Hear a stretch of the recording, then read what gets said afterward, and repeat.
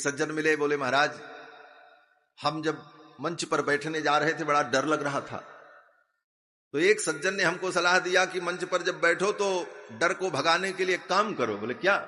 बोले जितने लोग बैठे हैं समझो सब मूर्ख हैं, किसी को कुछ नहीं आता, तुमसे बड़ा विद्वान कोई नहीं दुनिया, ये मान लो तब तुम बोलोगे। बोले उसी दिन से हमने मान लिया। हमने कहा वाह भैया, जब यही मान लिया तब तो अब तो कोई बात ही नहीं। ऐसा नहीं, ये तो साधारण सी बात है। एक भय को दूर करने के लिए, एक उसके हिम्मत को बढ़ाने के लिए ऐसा कहा जाता है, लेकिन यथार्थ में ऐसा नहीं सोचना चाहिए। ऐसा नहीं है कि जो नीचे बैठे हैं सुनने वाले साधारण लोग हैं। ऐसे ऐसे पंडित महाराज विद्वान जो रात दिन शास्त्र का चिंतन करते, वे भी चुपचाप आकर के कहीं बैठ करके सुन लेते। हाँ, व्यासपीठ पर बैठ करके बहुत विचार करके बोलना चाहिए, चिंतन करके। कहते हैं गोस्वामी तुलसीदास जी महाराज कथा कहते तो श्रोता कौन बैठते थे? बोले बुद्धिमताम वरिष्ठम ज्ञानिनाम अग्रगण्यम सकल गुण निधानम वानराणाम अधीशम। श्री हनुमान जी महाराज। अब कौन बैठा है किस रूप में, किसको पता है? अरे गोस्वामी जी की तो बात छोड़ दो, वहां पुरुष हैं, साधारण व्यक्ति भी भगवान की कथा कहे, राम कथा कहे तो कहते हैं यत्र यत्र रघुनाथ कीर्तनम तत्र तत्र कृतमस्तकांजलिम बाष्पबारी परिपूर्ण लोचनम मारुतिम नमत राक्षसांतक। तो ऐसे ऐसे श्रोता जहां विद्यमान हो, इसलिए सूत जी महाराज ये शिक्षा दे रहे हैं कि यतो बच्मी विचार्य च, विचार करके बोले। सर्व सिद्धांत निष्पन्नम संसार भय नाशनम, संसार के भय का नाश करने वाला सर्व सिद्धांत सार जो है वो मैं तुम्हें सुनाने जा रहा हूं, जिससे भक्ति का संवर्धन होगा, ज्ञान वैराग्य का संवर्धन होगा, काल के भय से मुक्ति मिल जाएगी। बोले वो सार क्या है, वो ज्ञान क्या है, वो विषय क्या है? तो सूत जी कहते हैं श्रीमद् भागवतम शास्त्रम कलौ कीरेण भाषितम। श्रीमद् भागवतम शास्त्रम, ये श्रीमद् भागवत शास्त्र कलौ कीरेण भाषितम, कलयुग के प्रारंभ में कीरेण सुखदेवेन। कीर कौन है? बोले सुखदेव। सुखदेव जी के द्वारा ये सुनाया गया। कलौ कीरेण भाषितम, सुकेन नहीं कहा, कीरेण कहा। बोले कीर माने तोता, सुक माने भी तोता, तो यहां कीर सुख के पर्याय के रूप में प्रयोग किया, तो इसका मतलब बोले सीधे सीधे वो तोता ही कहना चाहते, पक्षी कहना चाहते। क्यों पक्षी कहना चाहते? बोले पक्षी की एक विशेषता होती, सुख को, तोते को आप पाल करके अपने घर में रखो, उसको आप जितना रटा दोगे उतना ही बोलेगा, उससे ज्यादा नहीं बोलेगा, अपने मन से कुछ नहीं बोलेगा, न जोड़ेगा न घटाएगा, जितना आपने रटा दिया उतना ही रटा रटाया सुनाएगा। इसलिए सुखदेव जी जो कथा सुना रहे हैं, कहते हैं कीरेण भाषितम, सुख ने सुनाया, उन्होंने अपने पिताजी से जितना ग्रहण किया यथावत सुनाया, न उसमें कुछ मिलाया न घटाया न बढ़ाया। अपने मन से उसमें मिलाने की कुछ जरूरत ही नहीं। व्यास जी ने जितना कहा है उतना ही सुना दिया जाए, उतने में जीव का कल्याण हो जाए, और कुछ मिलाने की जरूरत ही नहीं और न घटाने की जरूरत। कीरेण भाषितम। फिर इसकी महिमा का वर्णन करते हैं, कहते हैं एतस्माद् अपरम किंचिन मनः शुद्ध्यै न विद्यते। भगवान की कथा के अतिरिक्त, श्रीमद् भागवत के अतिरिक्त मन को शुद्ध करने वाला दूसरा कोई साधन नहीं। एतस्माद् अपरम किंचिन मनः शुद्ध्यै न विद्यते, दूसरा कोई साधन। दुनिया के जितने साधन हैं वो तन को शुद्ध करने वाले, धन को शुद्ध करने वाले, लेकिन मन को शुद्ध करने का अगर कोई साधन है तो वो क्या है? बोले भगवान की कथा है। देखो कथा साधन भी है, साध्य भी है। प्रारंभिक दशा में कथा साधन बनती है। प्रारंभिक दशा में भक्ति के मार्ग में आने वाले जीवों के लिए पहले तो कथा साधन बनती है। इस कथा को सुनकर के वैराग्य होता है, कथा सुनकर ठाकुर जी के प्रति प्रेम होता है, कथा सुनकर के हमारे कलमश दूर होते हैं, मन की शुद्धि होती है। पहले तो कथा साधन बनती है, और साधन बनने के बाद जब कलमश को दूर करके शुद्ध पवित्र बना देती है हमारे अंतःकरण को, तब ये कथा ही साध्य बन जाती है। यही जीवन का साध्य हो जाता। फिर कथा को ही हम भगवान के रूप में अनुभव करने लगते हैं, कथा ही जीवन में परम रस बन जाती है। साधन साध्य दोनों, जैसे भगवान साधन भी हैं साध्य भी हैं। साधन साध्य राम पद नेऊ, भगवान साधन भी हैं, साध्य भी हैं। उसी तरह भगवान से अभिन्न होने के कारण भगवान की कथा भी साधन और साध्य दोनों है।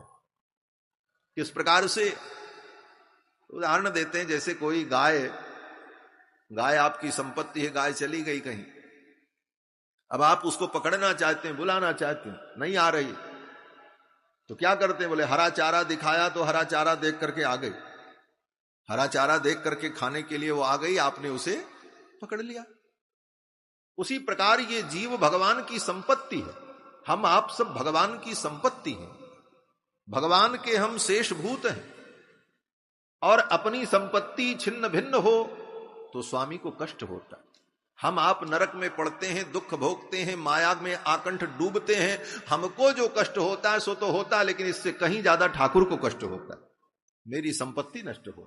ये जीव रूपी संपत्ति भगवान की संपत्ति है, भगवान स्वयं इसका संरक्षण करना चाहते हैं, बचे ये लौट के आवे मेरे पास, कहां जा रहा है। अब उस स्थिति में भगवान साधन भी बनते हैं और साध्य भी बन जाते हैं। जैसे गाय चली गई तो गाय को बुलाने के लिए हरा चारा दिखाया, तो हरा चारा साधन बना उस गाय को बुलाने के लिए। वो गाय हरा चारा को देख करके आई, वो साधन बना, और आने के बाद उसको मिला क्या? बोले वही हरा चारा उसको दे दिया गया, लो खा लो। वही साधन भी बना, वही साध्य बना। उसी प्रकार जीवात्मा को भगवान के चरणों तक पहुंचाने के लिए स्वयं भगवान ही साधन है और फिर अंत में साध्य हैं। उसी प्रकार से भगवान की ये कथा भी पहले साधन बन जाती है और फिर साध्य बन जाती है। जैसे सनकादिकों के जीवन के लिए कथा साध्य बन गई, हमारे आपके जीवन के लिए तो साधन, प्रारंभ में साधन बनती, लेकिन सिद्धावस्था में ये साध्य हो जाती है। जैसे सनकादिकों के जीवन में है, आशा बसन व्यसन यहति नहीं, रघुपति चरित हो ही तह सुने, ये स्थिति। तो कहते हैं मन को शुद्ध करने का साधन क्या है? बोले भगवान की कथा। एतस्माद् अपरम किंचिन मन शुद्धे न विद्यते। भगवान की कथा के अतिरिक्त मन को शुद्ध करने वाला दूसरा कोई साधन। बोले मन को शुद्ध करने की जरूरत क्या है? मन के चक्कर में हम क्यों पड़े? कहते हैं महाराज मन जब तक शुद्ध नहीं होगा तब तक सब शुद्ध रहते हुए भी बेकार है। वेदव्यास जी कहते हैं, श्रीमद् वाल्मीकि रामायण के महात्म्य में वर्णन करते, ये भी महात्म्य वेदव्यास जी के द्वारा लिखा गया, भागवत का महात्म्य पद्म पुराण में, और पद्म पुराण में ही श्रीमद् वाल्मीकि रामायण का महात्म्य। वहां वाल्मीकि रामायण के महात्म्य में कहते हैं, मनः शुद्धि विहीना नाम निष्कृतिश्च कथम भवेत्। मनः शुद्धि विहीना नाम, जिनका मन शुद्ध नहीं हुआ है, निष्कृतिश्च कथम भवेत्, उनकी निष्कृति कभी नहीं हो सकती, उनका कल्याण नहीं हो सकता। इसलिए मन की शुद्धि जरूरी है। और वहां पर भी यही बात कही कि मन को शुद्ध करने के लिए भगवान की कथा ही एकमात्र साधन। एतस्माद् परम किंचिन मनः शुद्धे न विद्यते। ये कथा मिलेगी कैसे? बोले बड़ी महंगी है महाराज, सस्ते में नहीं मिलती, बहुत महंगी है। बोले कितनी महंगी है? बोले जन्मांतरे भवेत् पुण्यम तदा भागवतम लभेत्। जन्मांतर में पुण्य होगा तब ये मिलेगी, और किसी साधन से नहीं मिलेगी। धन से, संपत्ति से, सोना चांदी दे करके कथा नहीं मिलती है, पुण्य से मिलती है, जन्मांतर के सत्कर्म के परिणाम से मिलती है, भगवान की कृपा से। जन्मांतरे भवेत् पुण्यम तदा भागवतम लभेत्। इसकी दुर्लभता का भी वर्णन कर रहे हैं। कहते इतनी दुर्लभ है कि स्वर्ग के देवताओं को भी नहीं मिली। स्वर्ग के देवता अमृत कुंभ लेकर के आए, बोले अमृत ले लो, ये कथा दे दो। सुधा कुंभम गृहीत्वैव देवाः तत्र समागमन। सुधा कुंभम गृहीत्वैव देवाः तत्र समागमन। अमृत कुंभ लेकर के आए देवता, देवराज इंद्र बोले अमृत ले लो, इसके बदले में हमको कथा दे दो। सुखदेव जी से कहा। सुखदेव जी राजा परीक्षित को सुनाने जा रहे थे। देवताओं ने कहा भाई ये तो मरने के डर से कथा सुन रहे हैं, इनको 7वें दिन तक्षक नाग काटेगा, तो इसीलिए ये डरे हुए हैं, कथा सुन रहे हैं। तो हम इसका विकल्प लेकर के आए। बोले क्या विकल्प? बोले अमृत पिला दो। अमृत पी लेने पर, तक्षक के काटने पर भी मृत्यु नहीं होगी, इनको अमृत दे दो, और ये कथामृत जो आप इनको देने जा रहे हो वो हमको दे दो। एवं विनिमये जाते सुधा राज्ञा प्रपीयताम। ऐसा विनिमय हो जाए, अदला बदली हो जाए, तो राजा जो है अमृत पी लें, और प्रपाश्यामो वयम सर्वे श्रीमद् भागवतामृतम, और हम लोग जो है भागवतामृत पी लें, ये व्यापार कर लिया जाए, अदला बदली कर लिया जाए। ऐसा जब कहा देवराज इंद्र ने, सुखदेव जी ने राजा परीक्षित की ओर देखा, भाई अब निर्णय करो, श्रोता श्रोता कौन सुनेगा, दोनों आपस में तय करो, फिर आगे हम कुछ कहें। राजा परीक्षित ने विचार किया। राजा परीक्षित ने कहा, गुरुदेव हम अमृत नहीं पिएंगे, हम तो कथामृत पिएंगे। बोले क्यों, ये तो दुर्लभ है स्वर्ग का अमृत। राजा परीक्षित ने कहा, भले दुर्लभ हो, लेकिन मेरी दृष्टि में तो इस अमृत में दोष ही दोष है। देवताओं ने कहा, अमृत में दोष? जिस अमृत को प्रकट करने के लिए भगवान को इतना उपक्रम करना पड़ा, कच्छपा अवतार धारण करके अपने पीठ पर मंदराचल को रखना पड़ा, सांप के अंदर योग निद्रा के रूप में प्रविष्ट होना पड़ा, नहीं तो वासुकी मर जाता। अब भाई कैसे मंथन होता, उसके तो शरीर के टुकड़े टुकड़े हो जाते। भगवान ही उसके अंदर प्रविष्ट हुए, तब वो शक्ति आई कि वो रज्जु का काम किया। मंदराचल पर्वत के ऊपर भगवान संकर्षण के रूप में विराजमान हुए, मंदार मधुसूदन के रूप में, और स्वयं भगवान एक रूप से समुद्र मंथन करते हैं, तब अमृत प्रकट हुआ। वो भी स्वयं भगवान धनवंतरि लेकर के प्रकट हुए। बाद में भी उस अमृत के संरक्षण के लिए भगवान ने मोहिनी अवतार लिया। इतना इतना जो है उपक्रम, इतना इतना जो है परिश्रम भगवान को करना पड़ा जिस अमृत के लिए, उस अमृत में तुमको दोष दिखाई पड़ता है। राजा परीक्षित ने कहा, महाराज कौन व्यक्ति अपने मट्ठा को खट्टा कहेगा? अरे आपका मट्ठा इसलिए आप तो कहोगे बहुत मीठा है, लेकिन बिना परीक्षण किए कोई थोड़ी लेगा। तो क्या परीक्षण है? राजा परीक्षित ने कहा, आपके अमृत में एक नहीं कई दोष हैं। बोले क्या दोष हैं? बोले कामम क्रोधम तथा लोभम मदमात्सर्य वर्धनम। राजा परीक्षित ने कहा, आपके अमृत में सबसे बड़ा दोष है कामम क्रोधम तथा लोभम मदमात्सर्य वर्धनम। ये स्वर्ग का अमृत काम को बढ़ाता है, क्रोध को बढ़ाता है, मद को बढ़ाता है, लोभ को बढ़ाता है, ईर्ष्या को बढ़ाता। प्रमाण? बोले क्या प्रमाण? बोले स्वर्ग के देवता अमृत पीते हैं और कितने कामी होते। बोले स्वर्ग छोड़ करके मृत्युलोक में भी आकर के अहिल्या जैसी पतिव्रता को भी दूषित कर देते। सारा इतिहास भरा पड़ा। कामम क्रोधम, बोले देवताओं से ज्यादा क्रोध किसको होगा? प्रतिवर्ष ब्रजवासियों ने पूजा की इंद्र की, उसको भूल गए, और एक बार पूजा नहीं किया तो गणम सांवर्तकम नाम मेघा नाम चांतकारिणाम इंद्र प्राजोदयत क्रुद्धो। ये व्यास जी कह रहे। कामम क्रोधम तथा लोभम, देवताओं में लोभ कितना है? बोले इतना लोभ है कि पद पर बैठने के बाद भी उनको डर लगता कहीं हमारा कोई पद छीन न ले। उस पद के प्रति जो लोभ। सूख हाड़ ले भाग सठ, गोस्वामी जी कह रहे हैं। ये सब पंक्तियां यहां सब जुड़ रही। तो कहने का भाव, राजा परीक्षित ने कहा कामम क्रोधम तथा लोभम मदमात्सर्य वर्धनम। और मद कितना है देवताओं को?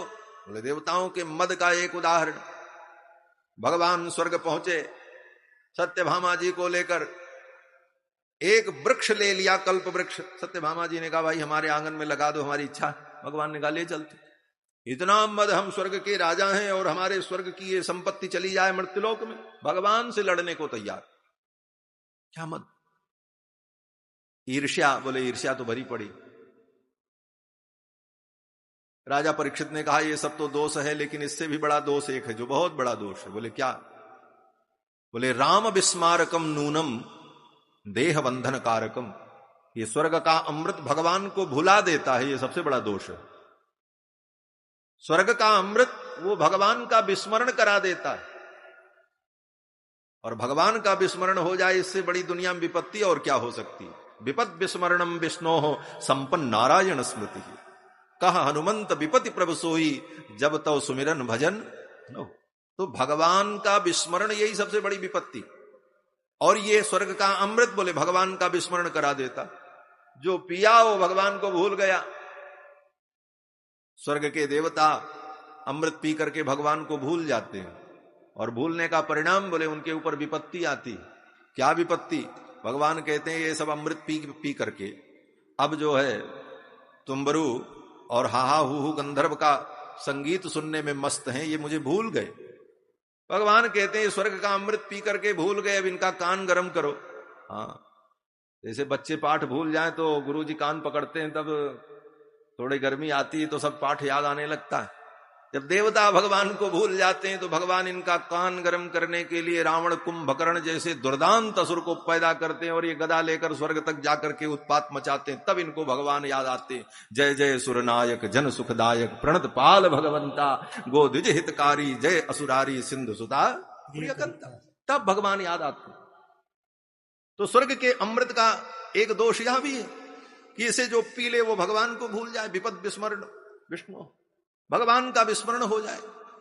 तो राम विस्मारकम नूनम, और इसका दोष क्या है? बोले एक महान दोष देह बंधन कारकम, स्वर्ग का अमृत जो पी ले उसके शरीर में देह बंधन हो जाए।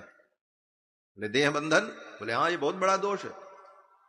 जिस व्यक्ति को अमृत पिला दो बोले वो मरेगा ही नहीं। बोले तब ये तो बहुत अच्छी बात है, नहीं मरेगा। बोले बहुत अच्छी बात नहीं है, अगर दूर तक सोचो तो बहुत बड़ा बंधन हो गया। अब तुम उसी शरीर में पड़े रहो, शरीर से बाहर नहीं निकल सकते।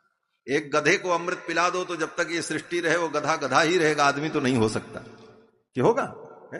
देह बंधन हुआ कि नहीं हुआ? कहते देह बंधन कारकम, स्वर्ग का अमृत पी करके तो देह बंधन होता है। और ये कथामृत, बोले ये कथामृत व्यक्ति के मान अभिमान सबको समाप्त कर देती, काम को समाप्त करती है, क्रोध को समाप्त करती, लोभ को समाप्त करती। और भगवान की कथा, बोले स्वर्ग का अमृत तो भगवान का विस्मरण कराता है, और ये कथामृत भागवतामृत बोले ये बार बार भगवान का स्मरण कराता है। स्वर्ग का अमृत तो देह बंधन देता है, लेकिन ये भागवतामृत बोले ये देह में रहते हुए सब बंधनों से मुक्त कर देता है। जहुर गुणमयम देहम सद्य प्रक्षीण बंधना, ये तो गोपियों की स्थिति, सद्य प्रक्षीण बंधना, ऐसी स्थिति। तो कहते हैं सुखदेव जी महाराज ने राजा परीक्षित की ओर देखा, राजा परीक्षित ने कहा भाई हम तो कथामृत पिए। देवताओं की चतुराई को देखकर, राजा परीक्षित की भक्ति को देखकर सुखदेव जी ने हंस करके टाल दिया, बोले जाओ जाओ आप देवता लोग विदा हो जाओ। अभक्तांस्तांश्च विज्ञाय न ददौ स कथामृत। इस इतिहास को कहकर के सूत जी कहते हैं हे मुनियों, ये भगवान की कथा बड़ी दुर्लभ है। स्वर्ग के देवताओं को अमृत देने पर भी नहीं, स्वर्ग का अमृत देने पर भी उन्हें प्राप्त नहीं हुई, ये इसकी दुर्लभता है। और व्यक्ति के हृदय में प्रेम हो, प्रीति हो, तो उसे बड़ी सहजता से भगवान की ये कथा प्राप्त हो जाती। अब मैं तुम्हें एक आख्यान सुनाता हूं, जो आख्यान भगवान सनत कुमार ने सुनाया था। एक बार देवर्षि नारद घूमते घूमते उत्तराखंड पहुंचे, और उत्तराखंड में विशाला नाम की नगरी में सनक सनंदन सनातन सनत कुमार, जो ब्रह्मा जी के मानस पुत्र हैं, भगवत स्वरूप हैं, भगवान के प्रथम अवतार भूत हैं, ऐसे सनकादिकों के सन्निकट जाकर उनका दर्शन किया, प्रणाम किया। सनकादिकों ने नारद जी को देखा, नारद जी के मुखमंडल पर प्रसन्नता नहीं थी, उदास थे। तो सनकादिकों को अच्छा नहीं लगा। सनकादिकों ने कहा इदानीम शून्य चित्तोसी, है शून्य चित्त हो, गतवित्तो यथा जन, जैसे किसी व्यक्ति का धन चला गया हो, कुछ लुट गया हो, ऐसे उदास हो। लेकिन ये उचित नहीं। संसार के प्राणियों की ये स्थिति हो तब तो ठीक भी है, चलो भाई ठीक है, उनका कुछ चला गया इसलिए उनको ज्ञान नहीं है इसलिए दुखी हो रहे हैं। लेकिन आप जैसे भक्त को, ज्ञानी को, तवेदम मुक्त संगस्य नोचितम, आपके लिए तो उचित नहीं है, आप तो भक्त हो भगवान के। और विरक्त महात्मा, नोचितम बद कारणम, अगर कोई कारण है तो आप बताओ। नारद जी ने सब बताया, रहने दो बंद कर दो। नारद जी ने बताया कि मैंने सर्वत्र भ्रमण किया, पृथ्वी पर आकर के अनेक तीर्थों में मैंने भ्रमण किया, लेकिन कहीं मुझे शांति नहीं मिली। पुष्करम च प्रयागम च काशीम गोदावरीम तथा, सर्वत्र हमने भ्रमण किया। इसी प्रकार मैं घूमता गया, सर्वत्र स्थिति हमें विपरीत ही दिखाई पड़ी। कलयुग का प्रभाव सर्वत्र, क्या गृहस्थ, क्या सन्यासी, क्या साधु, क्या महंत, क्या विरक्त, सब में कहीं न कहीं विकार, कलयुग का प्रभाव सब जगह पहुंच गया। कोई उससे अछूता नहीं रहा, सबको कलयुग ने प्रभावित किया। नारद जी कहते हैं इसी प्रकार मैं घूमते घूमते वृंदावन पहुंचा। वृंदावन में जमुना के तट पर, श्री वृंदावन धाम में जमुना के तट पर एक युवती विलाप कर रही थी। उसके अगल बगल 2 वृद्ध पुरुष पड़े थे। अनेक स्त्रियां उसकी सेवा कर रही थीं। उस स्त्री ने मुझे देखा तो रोका कि भो भो साधो क्षणम तिष्ठ, हे साधु एक क्षण के लिए रुक जाओ। मत चिंताम अपि नाशय, मेरी भी चिंता का नाश करो, मैं बहुत दुखी हूं। नारद जी रुक गए। नारद जी कहते हैं मैंने उस देवी से पूछा आप कौन हो? तो उस देवी ने कहा अहम भक्ति रीति ख्याता, मैं भक्ति हूं। नारद जी ने कहा भक्ति? भक्ति महारानी ने कहा। नारद जी ने कहा मैं तो भक्ति को ही ढूंढ रहा हूं। आज मुझे वृंदावन धाम में भक्ति का साक्षात दर्शन हो। क्या संकेत है? बोले भक्ति का साक्षात दर्शन अगर कहीं होता है तो श्रीधाम वृंदावन में हो, ये प्रेम की भूमि। भक्ति महारानी का साक्षात दर्शन देवर्षि नारद जी ने वृंदावन में ही। लेकिन भक्ति महारानी दुखी थी, रो रही थी। नारद जी ने पूछा, भक्ति महारानी कहती हैं मैं द्रविड़ देश में उत्पन्न हुई और कर्नाटक में बड़ी हुई, महाराष्ट्र में मेरा यत्र तत्र प्रचार हुआ, गुजरात में आकर के मैं जीर्ण हो गई, वहां से किसी प्रकार अपने पुत्रों को लेकर के मैं वृंदावन पहुंची। तो वृंदावन में आकर के मैं तो युवती हो गई, लेकिन मेरे पुत्र ज्ञान वैराग्य अब भी अचेत हैं। यही मेरा दुख है, मेरे इस दुख को आप दूर करो। और इसी प्रसंग में भक्ति महारानी ने नारद जी से भी कहा कि हे भगवान, मेरे 2 प्रश्नों का आप समाधान करो। एक तो प्रश्न यह है कि महाराज परीक्षित ने जब कलयुग को जीत लिया तो फिर कलयुग को छोड़ा क्यों? मार दिए होते काम ही खत्म हो जाता। उसी के कारण सारी समस्या है। राजा परीक्षित ने ऐसा काम क्यों किया, छोड़ दिया? अगर कलयुग न रहता तो कोई समस्या न होती। और चलो महाराज परीक्षित ने कलयुग को छोड़ दिया, कोई बात नहीं, लेकिन भगवान तो सर्वसमर्थ हैं और सर्वज्ञ हैं। ये सब देखते हुए भगवान इस अधर्म को सहन कैसे करते? करुणा पारेण हरिणा प्यधर्म कथमीक्षते। करुणा के सागर भगवान इस अधर्म को कैसे सहन करते हैं? वो तो समर्थ हैं, वो तो चाहे तो 1 सेकंड में सब कुछ ठीक हो जाए। भगवान की संकल्प शक्ति में कुछ असंभव नहीं। इन 2 प्रश्नों का हमारा समाधान आप कर दो। तो नारद जी ने कहा देखो देवी, कलयुग तो उसी दिन आ गया जिस दिन भगवान ने अपनी लीला का संवरण किया। तद्दिनात् कलिरायात सर्व साधन बाधकः यदा मुकुंदो भगवान क्षमाम त्यक्त्वा स्वपदं गतः। जिस दिन भगवान मुकुंद अपनी लीला का संवरण करके निज धाम गए, उसी दिन कलयुग आ गया। महाराज परीक्षित ने कलयुग को क्यों छोड़ दिया? कहते हैं कलयुग को इसलिए छोड़ दिया महाराज परीक्षित ने कि कलयुग में दोष तो बहुत हैं, लेकिन दोष के साथ साथ कलयुग में कुछ गुण भी। क्या गुण हैं? बोले कलयुग का एक सबसे बड़ा गुण यह है कि यत् फलम नास्ति तपसा न योगेन समाधिना तत्फलम लभते सम्यक कलौ केशव कीर्तना। ये कलयुग की सबसे बड़ी विशेषता। इस विशेषता के कारण महाराज परीक्षित ने छोड़ दिया।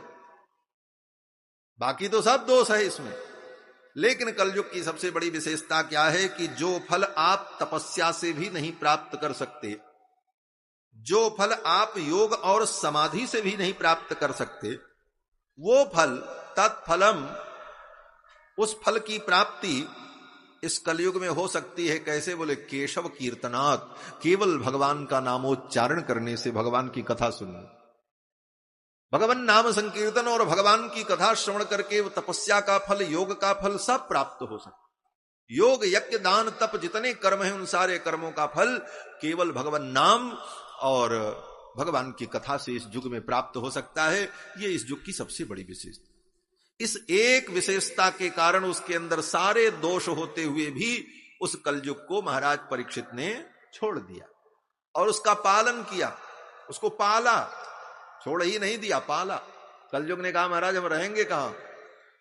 महाराज परीक्षित ने उसको घर भी दे दिया, मकान भी दे दिया, 4 मकान दे दिए, बोले यहां यहां रहो, सब तुम्हारी व्यवस्था है, अपने परिवार के सहित। भाई कलयुग को महाराज परीक्षित ने आश्रय दिया। आश्रय देने का भाव यही कि मैंने उसका संरक्षण भी किया, पाला भी। क्यों? कहते हैं उसकी एक विशेषता ये बड़ी जबरदस्त है कलयुग की, कि कलौ केशव कीर्तनात्, एक विशेषता के कारण उसके सारे दुर्गुण उपेक्षित हो गए। जैसे मधुमक्खी में सब दुर्गुण है। क्या दुर्गुण है? बोले मधुमक्खी काट ले महाराज तो फूल जाए, पीड़ा हो। और जाति क्या है? बोले मक्खी कोई अच्छी जाति होती है? मक्षिका कोई अच्छी जाति तो है नहीं। और वो कीट, उससे कोई लाभ नहीं, नुकसान ही नुकसान। लेकिन एक लाभ है कि वो ऐसा सुंदर मधु संग्रह करती है जो कोई नहीं कर सकता। आज तक दुनिया के बड़े बड़े वैज्ञानिकों ने भी मिलकर के ऐसी कोई मशीन नहीं बनाई, ऐसा कोई यंत्र नहीं बनाया जो यंत्र फूल के ऊपर जाए और फूल की एक पंखुड़ी भी न कुम्हलाने पावे और रस लेकर के चलावे और बटोर करके आपको बढ़िया हनी दे दे। ऐसी कोई मशीन आज तक कोई दुनिया का वैज्ञानिक नहीं बना सकता। वो तो भगवान ने ही बनाया मधुमक्खी को। उस एक विशेषता के कारण उस मधुमक्खी में सारे दोष हैं। वो काट ले तो पीड़ा होगी, वो मक्खी है, वो भन्न भन्न करेगी, उसकी आवाज भी कोई मधुर नहीं है, सब दुर्गुण है। लेकिन ऐसा दिव्य गुण उसके अंदर है कि वो ऐसा मधु संग्रह करेगी जो समस्त औषधियों का सार है, वो दूसरा कोई नहीं कर सकता। इसलिए बोले ऐसी मधुमक्खी को लोग पालते हैं। दूसरी मक्खी को तो मारने के लिए स्प्रे डालना पड़ता है। बोले मक्खी लग रही, भगाओ, सफाई कराओ, फिनाइल डालो, मक्खी फैल गई है। लेकिन उस मक्खी को, बोले उस मक्खी को पालते हैं, मधुपक्षी पालन होता, उसको पाला जाता मधु के लिए। उसी प्रकार कलयुग में सारे दोष, लेकिन सबसे बड़ा गुण क्या था? बोले केशव कीर्तन से सब कुछ प्राप्त हो जाएगा। इसलिए कलयुग को भी महाराज परीक्षित ने पाल लिया। बोले रहो, तुम भी रहो, तुमसे कोई हानि नहीं। कहते हैं कि कलयुग में बड़ी विशेषता है। गोस्वामी तुलसीदास जी महाराज ने कलयुग की बड़ी निंदा की। उत्तरकांड में सब कलयुग के दोष का वर्णन किया, कलयुग में क्या क्या होगा, क्या क्या होगा। लेकिन सब करते हुए अंत में उनको भी कहना पड़ा। कलयुग का एक बहुत सुंदर प्रभाव है। अंत में तो गोस्वामी जी ने यहां तक कह दिया, कलयुग समयुग आन नहीं। कलयुग समयुग आन नहीं, जो नर कर विश्वास। कलयुग समयुग आन नहीं, जो नर कर विश्वास। गाई राम गुण गण विमल, भवतर भी नहीं प्रयास। गाई राम गुण गण विमल, भवतर भी नहीं प्रयास। हाँ, भवतर भी नहीं प्रयास, भवतर भी नहीं प्रयास। कलयुग में बड़े दोष, लेकिन एक गुण क्या?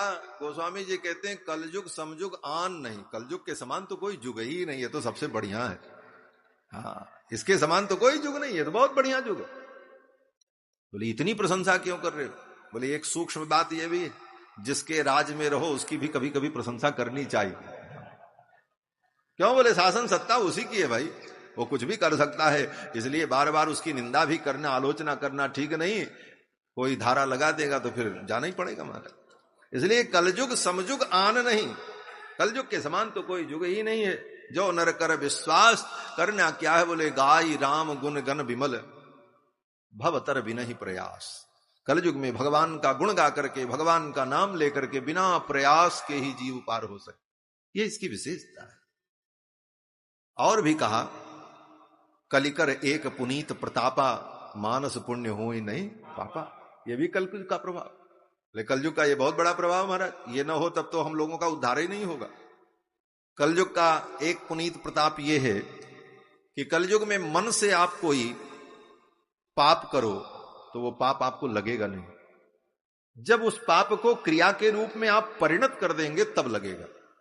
और सतयुग में, बोले सतयुग और त्रेता द्वापर तो ऐसे युग हैं कि उन युगों में पाप आपके मन में आया तो उसका प्रभाव आपके जीवन में पड़ा। मन में आते ही, बुद्धि में पाप का चिंतन होते ही दोष हो जाए। हमारे पूज्य स्वामी जी महाराज, अयोध्यानाथ मंदिर के पूज्य स्वामी जी महाराज कहा करते थे कि वशिष्ठ जी इतने बड़े ज्ञानी, साक्षात ब्रह्मा जी के पुत्र और दशरथ जी के कुल पुरोहित, और इक्ष्वाकु के काल से लेकर दशरथ जी के काल तक जिन्होंने सारे अनुष्ठान कर्म कराए, क्या वो पुत्रेष्ठ यज्ञ नहीं करा सकते? जो सब यज्ञ कराते चले आए, जिनके कुल पुरोहित थे, ऐसे वशिष्ठ जैसे ज्ञानी ने पुत्र कामेष्टि कराने के लिए श्रृंगी ऋषि को क्यों बुलाया? ये एक स्वाभाविक प्रश्न था। इसका उत्तर पूज्य स्वामी जी महाराज देते थे कि ये प्रश्न दशरथ जी ने भी वशिष्ठ जी से कहा कि गुरुदेव, आप इतने बड़े ज्ञानी, अनेकानेक कर्म आपने कराए, क्या आप ये यज्ञ नहीं करा सकते? तो महाराज वशिष्ठ जी ने कहा, कराने को तो मैं भी करा सकता हूं, लेकिन मेरे द्वारा पुत्रेष्टि कराने पर निश्चित सफलता मिलेगी कि नहीं मिलेगी, इसकी गारंटी नहीं है। बोले क्यों? वशिष्ठ जी ने कहा कि मैंने जीवन में कोई पाप नहीं किया, लेकिन मेरी बुद्धि में पाप हो। बोले आपकी बुद्धि में? बोले हाँ, मैं पाप करने की नहीं सोचता, लेकिन पाप क्या है, पुण्य क्या है, धर्म क्या है, अधर्म क्या है, इसका विवेचन मैं अपनी बुद्धि से करता हूं। इसलिए मेरी बुद्धि में तो पाप है। जिसकी बुद्धि में भी पाप का प्रवेश नहीं होगा, ऐसा महापुरुष कराएगा तो सद्य फल की प्राप्ति हो जाएगी। इसलिए श्रृंगी ऋषि को बुलाया। श्रृंगी ऋषि वशिष्ठ बुलावा, पुत्र काम शुभ यज्ञ करावा। परिणाम क्या हुआ? बोले भगत सहित मुनि आहुति दीने, प्रगटे अग्नि चरु कर लीने, तुरंत सद्य फल की प्राप्ति हो गई। तो कहने का भाव कि सतयुग इत्यादि युगों में अगर पाप का चिंतन कर लो तो पाप लग जाए, उससे आपकी शक्ति क्षीण हो सकती है या उसका प्रभाव हो सकता है। लेकिन कलयुग में भगवान ने इतनी छूट दी, बोले कलयुग में मन से अगर कोई सोचे तो चलो उसको क्षमा करते रहो, मानस पुण्य होई नहीं पापा। और पुण्य बोले कलयुग में आप मन से पुण्य करो तो हो जाएगा। भले आपके पास सामर्थ्य नहीं, लेकिन मन में भाव है कि भगवान कृपा करते तो मैं भागवत की कथा सुनता, भगवान कृपा करते तो मैं झारा भंडारा करता, साहब को संतों को भोजन कराता। भले नहीं कर पा रहे हो, लेकिन मन में अगर संकल्प पैदा हो रहा है तो पुण्य मिलेगा। मानसिक तो पुण्य करते चलो है। ऐसा मन में भाव बनता रहे तो आज नहीं कल ठाकुर जी पूरा करेंगे। भगवान अपने भक्तों के भाव को पूरा करते ही। तो इस प्रकार से मन से अगर पुण्य करे तो कलयुग में फल मिलेगा, और मन से अगर कोई पाप आ जाए तो पाप नहीं लगेगा। ये व्यवस्था भगवान ने दी है, मानस पुण्य हो नहीं पापा, कलिकर एक पुनीत प्रतापा। लेकिन एक बात और कहेंगे कि इस बात को सुनकर के ये मत सोचना कि चलो मानसिक पाप करने का कोई फल नहीं लगता है, कोई दोष नहीं लगता है तो मानसिक पाप करते रहें। ना ना, बार बार मानसिक रूप से पाप का चिंतन करते रहोगे, पाप तो नहीं लगेगा, लेकिन बार बार चिंतन का परिणाम होगा कि वो पाप तुम्हारे द्वारा हो जाएगा, वो क्रिया के रूप में परिणत हो जाएगा। और क्रिया के रूप में अगर आ गया तब तो फिर पाप लगी जाएगा। इसलिए बार बार पाप का चिंतन भी नहीं करना चाहिए। ये भगवान की कृपा है कि कलयुग में दोष नहीं लगेगा। तो ये सब कलयुग की विशेषताएं देख करके महाराज परीक्षित ने छोड़ दिया कलयुग को। भाई तुम भी रहो, तुम्हारी भी उपयोगिता है। दूसरा प्रश्न किया कि भगवान सब कुछ देखते हुए करुणा पारेण हरिणाप्य धर्म कथमीक्षते, करुणा सागर भगवान इस अधर्म को कैसे सहन करते हैं? तो नारद जी कहते हैं भगवान सब कुछ जानते हैं, और भगवान ये जानते हैं कि जीव का कोई दोष नहीं है, दोष समय का है। समय जीव से सब कुछ करा लेता, समय बड़ा बलवान होता। इसीलिए न्याय शास्त्र में किसी भी कार्य के प्रति जो कारण होते हैं, अनेक कारण का जब विवेचन किया गया तो समवाय कारण, असमवाय कारण, निमित्त कारण, अनेक कारणों की चर्चा होती है दार्शनिक सिद्धांत में। उसमें काल को एक समस्त कार्यों के प्रति असाधारण कारण के रूप में स्वीकार किया गया। काल सबका कारण है। कोई भी दुनिया में काम होगा तो उसका एक कारण काल भी होगा। क्यों? बोले एक निश्चित काल में ही वो कार्य होगा, तो काल भी कारण के रूप में माना जाता है। तो भगवान कहते हैं काल एक असाधारण कारण है, और काल भी बड़ा प्रभावी होता है। न चाह करके भी काल के प्रभाव में व्यक्ति को आना पड़ता है। इसलिए कलयुग में अगर यत्र तत्र प्रतिकूल आचरण दिखाई पड़ता है तो जीवों का उतना दोष नहीं है जितना दोष समय का। अयम ही युग धर्मो ही वर्तते कस्य दूषणम। समय करा लेते, वैसी स्थिति सृजित हो जाती। जैसे जाड़े के दिन में, अब ठंडियों के दिन आने वाले हैं, तो किसी को बताना नहीं पड़ेगा कि आप अपने स्वेटर निकाल लीजिए, आप अपने ट्रंक में रखे हुए कंबल को निकाल करके धूप दिखा करके तैयार कर लीजिए। किसी को बताना पड़ता है ना? कोई सरकारी एडवाइजरी जारी होती है कि भाई अब ठंडी आने वाली है, गर्म कपड़े निकाल लो, सावधान हो जाओ, कोई किसी को नहीं बताता। अपने आप समय आने पर वो सारे कार्य होने लगते हैं। कंबल निकल आएंगे, स्वेटर निकल आएंगे, फिर 2 पे 3 स्वेटर हो जाएगा, 4 हो जाएगा, सब करने लगेंगे। और करते करते फिर जब समय बदलने लगेगा तो एक एक उतरते चले जाएंगे और सब ट्रंक के अंदर चले जाएंगे, फिर सहज हो जाएगा। काल सब कुछ करा लेता है, तो काल भी एक असाधारण कारण है। अयम ही युग धर्मोषि वर्तते कश्य दूषणम अतस्तु पुंडरीकाक्षः सहते निकटे स्थितः। सर्वत्र रहते हुए सर्वव्यापक परमात्मा सब कुछ देखते रहते, सहन कर। भक्ति महारानी बड़ी प्रसन्न हुई। भक्ति महारानी ने नारद जी से कहा, मुनिवर आप बड़े महान हो, आपकी जय हो, आपकी जय हो। आपके वचन को सुनकर, आपके उपदेश को सुनकर के कयाधु के पुत्र प्रहलाद ने माया को जीत लिया, परम ज्ञानी हो गए। आपके उपदेश से किसका कल्याण नहीं होगा? सकल कुशल पात्रम ब्रह्मपुत्रम नतास्मि। सकल कुशल पात्रम, समस्त कल्याण के पात्र हेतु आप हैं, आपको मैं प्रणाम करती हूं। भक्ति महारानी ने प्रणाम किया। नारद जी ने कहा, देवी आप चिंता मत करो, मैं आपको जन जन में प्रतिष्ठित कर दूंगा। ये सारा वृत्तांत नारद जी ने सनकादिकों को बताया। भक्ति महारानी के पुत्र ज्ञान वैराग्य को स्वस्थ करने के लिए नारद जी ने गीता वेदांत सब सुनाया। वेद वेदांत घोषैश्च गीता पाठैर मुहुर्मुहु, बार बार गीता पाठ सुनाया, लेकिन ज्ञान वैराग्य स्वस्थ नहीं हुए, थोड़ा हिले डुले फिर पड़े रह गए। मुखम संयोज्य करणांते, कान के पास मुख ले जाकर के शब्द मुच्चै ही समुच्चरण, जोर जोर से चिल्ला करके कहा, रे ज्ञान प्रबुद्धताम, रे वैराग्य प्रबुद्धताम। न ज्ञान उठा न वैराग्य उठा। इसका भाव क्या है? इसका भाव यह है कि किसी के कान में घोंट करके आप पिला दो वेद वेदांत उपनिषद, उसके बाद भी ज्ञान वैराग्य हो जाएगा, इसकी गारंटी नहीं है। बिना भगवान की कथा सुने, भगवान की शरण में आए, शुद्ध वैराग्य और शुद्ध ज्ञान की उत्पत्ति नहीं हो सकती। नारद जैसे ज्ञानी ने वेद वेदांत घोषैश्च गीता पाठैर मुहुर्मुहु, वेद वेदांत गीता, वेद वेदांत और गीता ये सब क्या है? कहते प्रस्थानत्रयी, सब कुछ दर्शन का सिद्धांत कान में घोंट करके पिला दिया, फिर भी ज्ञान वैराग्य नहीं उठे। अंत में नारद जी को चिंता हुई, क्या करें? आकाशवाणी हुई, एतदर्थम तो सत्कर्म, सत्कर्म करो। बस आकाशवाणी बंद हो गई। अब तो नारद जी और चक्कर में पड़ गए। आकाशवाणी ने कहा सत्कर्म करो। अभी तक जो हमने किया वो कोई कुकर्म था, वो भी तो सत्कर्म ही था। गीता सुनाया, वेदांत सुनाया, वो कोई कुकर्म था, वो भी तो सत्कर्म था। अब कौन सा सत्कर्म करें? पहले तो ये तय हो सत्कर्म क्या, और अगर ये सत्कर्म नहीं है तो फिर ये वेद वेदांत पाठ ये क्या है? प्रश्न तो यही हो। ये तदर्थम तो सत्कर्म सुरर से तुम समाचार।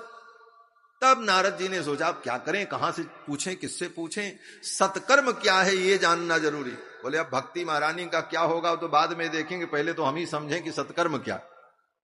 और नारद जी चल पड़े, बड़े बड़े ज्ञानियों के पास गए, पूछा आप बताओ, आप बताओ। जहां जहां नारद जी गए, महाराज असाध्यम केचन प्रोचुहु, किसी ने कहा असाध्य, इस प्रश्न का कोई उत्तर नहीं। किसी ने कहा हो सकता है इसका उत्तर, लेकिन मिलना बड़ा कठिन है। हाँ, कहते हैं मुंह की भूतास्था चान्ने। कुछ लोग तो चुप हो गए। नारद जी आ रहे थे, तब तक हल्ला मच चुका था। नारद जी ऐसा प्रश्न लेकर के निकले हुए हैं, कोई उत्तर नहीं दे पा रहा।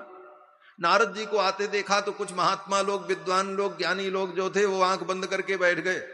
नारद जी ने आकर के कहा महाराज हमारे प्रश्न का उत्तर दो, सत्कर्म क्या है? तो महात्माओं ने कहा हम मौनी बाबा हैं, बोलते नहीं, हमने मौन व्रत ले लिया है। मुंह की भूताहा, वो मूक हो गए। मुंह की भूता तथा चान्य। कुछ लोगों ने देखा नारद जी आ रहे हैं, अब हम क्या करें? कोई तो मौनी बन गए, कोई ध्यानी बन गए, कोई ज्ञानी बन गए। हमारे लिए क्या रास्ता? बोले हमारे लिए कई रास्ता, भाग लो रास्ता छोड़ करके। कि अंतस्तु पलायिता, कुछ पलायित हो गए, भाग गए। नारद जी के प्रश्न का उत्तर कोई देने लायक नहीं। अब नारद जी जैसे ज्ञानी का प्रश्न कोई साधारण तो प्रश्न होगा भी नहीं कि कोई साधारण उत्तर दे दे। भगवान प्रश्न करें तो भगवान के प्रश्न का उत्तर भगवान नहीं दे सकते। नारद जी भी भगवान है, सनकादिक भी भगवान है, दोनों भगवान के स्वरूप हैं, भगवत अवतार भूत हैं। इसीलिए नारद जी के प्रश्न का उत्तर किसने दिया? सनकादिकों ने दिया। नारद जी आए, घूमते घूमते उत्तराखंड में पहुंचे। उत्तराखंड क्यों पहुंचे? बोले ऐसे गंभीर आध्यात्मिक प्रश्नों का उत्तर तो उत्तराखंड में ही मिलता है। हाँ, बिना उत्तराखंड में गए कहां उत्तर मिलेगा। इसीलिए बड़े बड़े ज्ञानी महात्मा सब उत्तराखंड का रास्ता पकड़ते। इन प्रश्नों का उत्तर तो उत्तर ही में मिलेगा। उत्तर में जाओ तब उत्तर मिले। तो महाराज उत्तराखंड में पहुंचे और बद्रीनाथ धाम में सनकादिकों से मुलाकात हुई। नारद जी ने कहा यही मेरी स्थिति है, इसीलिए मैं चिंतित हूं। वास्तव में संत के जीवन में चिंता आती है। वहां पर सनकादिकों ने कहा ना कि ये आपके अनुकूल नहीं है, आप जैसे महापुरुष को चिंता। तो संतों के जीवन में चिंता तो नहीं होती, लेकिन संतों के जीवन में अगर चिंता आती है तो अपने लिए नहीं आती है, परहित के लिए आती। नारद जी के जीवन में भी चिंता आई, लेकिन वो चिंता अपने लिए नहीं थी। धोती कपड़ा मकान के लिए, रोटी कपड़ा मकान की चिंता नहीं थी नारद जी को। नारद जी को चिंता थी भक्ति का कल्याण कैसे, ज्ञान वैराग्य कैसे स्वस्थ। संतों के जीवन में भी चिंता और भाग दौड़ और परिश्रम देखने को मिलता है, लेकिन किसके लिए? अपने लिए नहीं, समाज के लिए, राष्ट्र के लिए, परोपकार के लिए।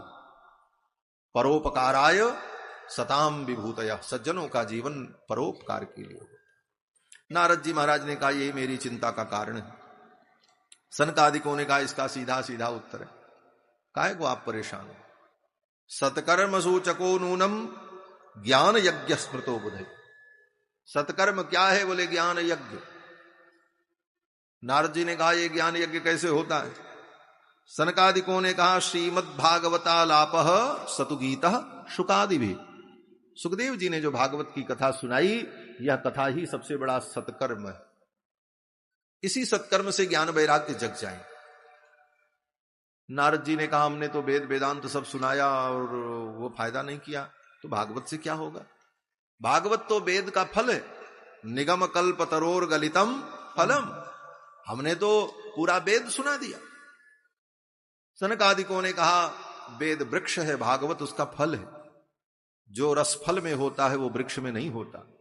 हां, ये निश्चित है कि वृक्ष से ही सारे रस उस फल में एकत्रित होते हैं। भाई फल में जो मीठापन रस आया वो कहां से आया? बोले वृक्ष की जड़ से लेकर के शाखा से होते हुए वो रस फल में एकत्रित हुआ, आया वृक्ष से। और वृक्ष में वो रस है, लेकिन आस्वाद्य नहीं है, उसका स्वादन नहीं किया जा सकता, उसका आस्वादन नहीं हो सकता। वो तो फल में ही उसका आस्वादन होगा। कोई सोचे कि आम का फल बड़ा मीठा है, इसमें बड़ा रस है, और ये रस इसमें इसी पेड़ से आया है, तो पेड़ की डाली खा लें, पेड़ का पत्ता खा लें, वो रस मिल जाएगा? बोले नहीं मिलेगा, वो रस तो उसी में मिलेगा। उसी प्रकार वेद रूपी वृक्ष का पका हुआ फल श्रीमद् भागवत है। जो रस इसमें है वो वेद वेदांत में नहीं। और कई सारे उदाहरण सनकादिकों ने दिए, नारद जी को समझ में आया। सनकादिकों ने यह भी कहा कि आपने तो स्वयं इस ज्ञान को, भागवत तत्व को वेद व्यास जी को सुनाया, तब व्यास जी ने 18,000 श्लोकों में इस संहिता का प्रणयन किया, और आप ही इसकी महिमा को नहीं जाने। नारद जी ने कहा हां सुनाया तो मैंने, लेकिन मुझे इतना नहीं मालूम था, आपने बताया तब मालूम हुआ। अब इसका क्या मतलब है? बोले सब कुछ जानते हुए भी जब तक जीवन में सत्संग नहीं होगा तब तक बात समझ में नहीं आएगी। नारद जी कहते हैं जानता तो मैं भी था, मैंने ही वेद व्यास जी को सुनाया, लेकिन इसकी इतनी महिमा है ये हमको पता नहीं था, आपने बताया तब हमको पता चला। ये सत्संग की महिमा।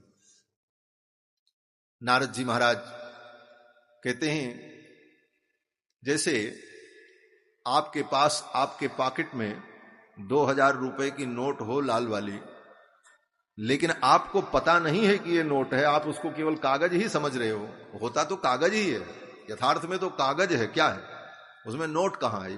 है तो कागज, जैसे सब कागज वैसे वो कागज, चाहे उसको फाड़ो तो कागज जैसा फट जाएगा, कागज जैसा जल जाएगा, सारे गुणधर्म कागज वाले उसमें हैं, वो कागज ही है। लेकिन उसके साथ साथ उसमें जो महिमा निहित है, उस महिमा को अगर आपने नहीं जाना तो कागज रखे रहो, घूम करके चले आओ भूखे, कहीं कोई चीज आप नहीं खरीद सकते, कोई काम नहीं कर सकते। तो पॉकेट में रुपया तो है लेकिन उसकी महिमा का ज्ञान नहीं है, तो आप उसका उपयोग नहीं कर पाएंगे, उसका लाभ नहीं ले पाएंगे।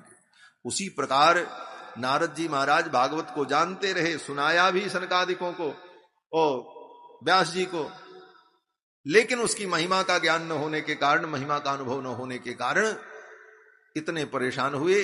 सनकादिकों ने जब कहा इसकी अद्भुत महिमा है, तब नारद जी को पता चला। तब नारद जी ने कहा देखो इसीलिए सत्संग की जरूरत पड़ती। और नारद जी ने कहा कि भाग्योदयेन बहुजन्म समर्जितेन सत्संगमं च लभते पुरुषो यदा वै अज्ञान हेतु कृत मोह मदांधकार नाशम विधाय हि तदोदयते विवेकः। इस विवेक की उत्पत्ति तो सत्संग से ही हो। और ये सत्संग बोले भाग्योदयेन, जब जीव का भाग्योदय होगा, बहुजन्म समर्जितेन, अनेक जन्मों के अर्जित पुण्य प्रकट होंगे, तब सत्संग, और तब उस सत्संग से विवेक की प्राप्ति हो। इसी श्लोक का अक्षरशः अनुवाद गोस्वामी तुलसीदास जी ने कर दिया, बिनु सत्संग विवेक न होई, राम कृपा बिनु सुलभ न सोई। बिनु सत्संग विवेक न होई, बिनु सत्संग विवेक न होई, राम कृपा बिनु सुलभ न सोई, राम कृपा बिनु सुलभ न सोई, राम कृपा बिनु सुलभ न सोई, राम कृपा बिनु सुलभ न सोई, बिनु सत्संग विवेक न होई, बिनु सत्संग विवेक न होई, बिनु सत्संग विवेक। नारद जी ने कहा जब जीव का भाग्योदय होता है तब ऐसे सत्संग की प्राप्ति होती। नारद जी ने कहा विलंब करना ठीक नहीं, श्रीमद् भागवत महापुराण का श्रवण ही सत्कर्म है, तो आप कृपा करो, ज्ञान वैराग्य भक्ति स्वस्थ हो जाएं, आप ये अनुष्ठान संपन्न कराओ। सनकादिकों ने कहा ठीक है, हम सुनाएंगे। सनकादिक विशाला नाम की नगरी से उतर करके कहां आए? हरिद्वार। गंगा द्वार समीपे तू तटमानंद नामकम। हरिद्वार में गंगा का तट, आनंद तट, गंगा द्वार में आए, वहीं कथा सुना देते। कहते पहाड़ से नीचे आकर के कथा सुनाई। हमारे पूज्य स्वामी जी महाराज कहते थे भगवान की कथा ज्ञान के शिखर पर नहीं हो सकती, व्यवहार के धरातल पर हो सकती। जब तक उस कथा को आप व्यवहारिक धरातल पर नहीं लाएंगे तब तक वो कथा सबके लिए सुलभ नहीं हो। क्योंकि ये कथा क्या है? बोले गंगा है। पूछो रघुपति कथा प्रसंगा, सकल लोक जग पावनी गंगा। ये भगवान की कथा गंगा। गंगा तो वहीं से चलती हैं। कहां से? बोले उत्तराखंड से चलती तो हैं, लेकिन गंगा का वास्तविक अनुभव और रसास्वादन कहां से प्रारंभ होता? बोले हरिद्वार से। उसके पहले गंगा में नहाना कितना कठिन है। पहाड़ से गिरती हैं नीचे, और प्रवाह कि थोड़ा सा चूक गए तो कहां जाओगे ठिकाना नहीं है? और पानी भी इतना ठंडा कि आप एक घोंट भी पियो तो दांत हिल जाए। ज्यादा देर स्नान भी नहीं कर सकते। गंगा वही है। लेकिन जब वो हरिद्वार से उतरकर समतल भूमि पर जब प्रवाहित होने लगती हैं धरातल पर, बोले तब सबके लिए वो सुलभ हो जाती। खूब स्नान करो, सुभग सल्लावगाहन करो, जल पियो, सदुपयोग करो। तब तक तो केवल पूजनीय वंदनीय है, स्पर्श के योग्य होती। लेकिन पूर्ण लाभ तो गंगा का हरिद्वार के बाद ही होता। द्वार उसी को माना। वैसे तो गंगा द्वार कहां है? बोले गंगा द्वार तो वहां है, गंगोत्री, जहां से जिस द्वार से गंगा निकलती। लेकिन कहते हैं गंगा द्वार समीपे तू तटमानंद नामकम, ये गंगा द्वार का यही मतलब है कि जहां पर गंगा सबके लिए सुलभ, सहज और अनुभव के योग्य हो जाती है पूर्ण रूप से, उसी तरह भगवान की कथा गंगा वेद वेदांत और उपनिषद के ज्ञान के शिखर पर प्रवाहित हो रही। बड़े बड़े ऋषि मुनियों ने इसका प्रवाह प्रस्तुत किया।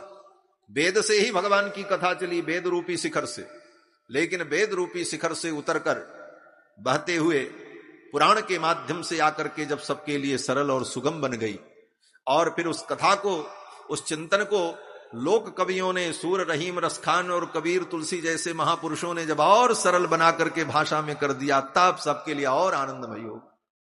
तो कथा ज्ञान के उच्च शिखर से उतरकर व्यवहार के धरातल पर जब आती है, तब वह कथा सबके लिए रसमयी, आनंदमयी, कल्याणमयी बन जाती है। बोले हरिद्वार में कथा होगी, गंगा द्वार समीपे तू तटमानंद नामकम, कथा का आयोजन हुआ। सनकादिकों ने कहा, नारद जी आप संकल्प करो, आपको ही सांकल्पिक श्रोता बना करके कथा सुनाएंगे, बाकी भक्ति महारानी ज्ञान वैराग्य तो सुनेंगे ही सुनेंगे। नारद जी को कथा सुनाने के लिए सनकादिक तैयार हुए। सनकादिकों ने कहा, शृणु नारद बक्ष्यामो विनम्राय विवेकिने, हे नारद मैं तुमको कथा सुनाऊंगा। क्यों? बोले तुम्हारे अंदर दो विशेषताएं, तुम विनम्र भी हो और विवेकी भी हो। विनम्राय विवेकिने, भगवान की कथा सुनने की योग्यता दो है, एक विनम्रता, एक विवेक। केवल विनम्रता हो, विवेक न हो, बोले तब भी काम नहीं चलेगा। बड़ी विनम्रता है, हम बड़े सरल हैं, बड़े सहज हैं, बड़े दीन भाव से युक्त हैं, लेकिन विवेक नहीं है कुछ समझने सोचने का, तो फिर वो विनम्रता भी कल्याणकारिणी कहां बन पाए। बड़े विनम्रता से हम कथा श्रवण करने जाएं, बैठे, लेकिन विवेक नहीं है कुछ समझने का, तो सब सुन करके आए, कुछ मतलब नहीं निकला। वो मनोविनोद में लोग कहते हैं ना कि वो गीता का महात्म्य सुना रहे थे कोई महात्मा, तो उन्होंने कहा, दोग्धा गोपाल नंदन पार्थो वत्स सुधीर भोक्ता दुग्धम गीतामृतम महत।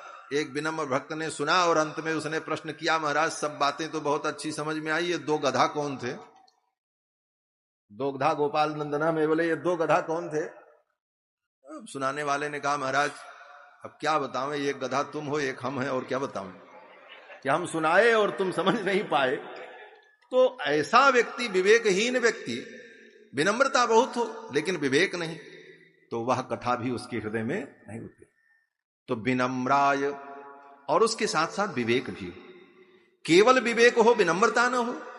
बोले विवेक माने ज्ञान, सारा सार का विवेचन करने की जो बुद्धि है उसका नाम विवेक।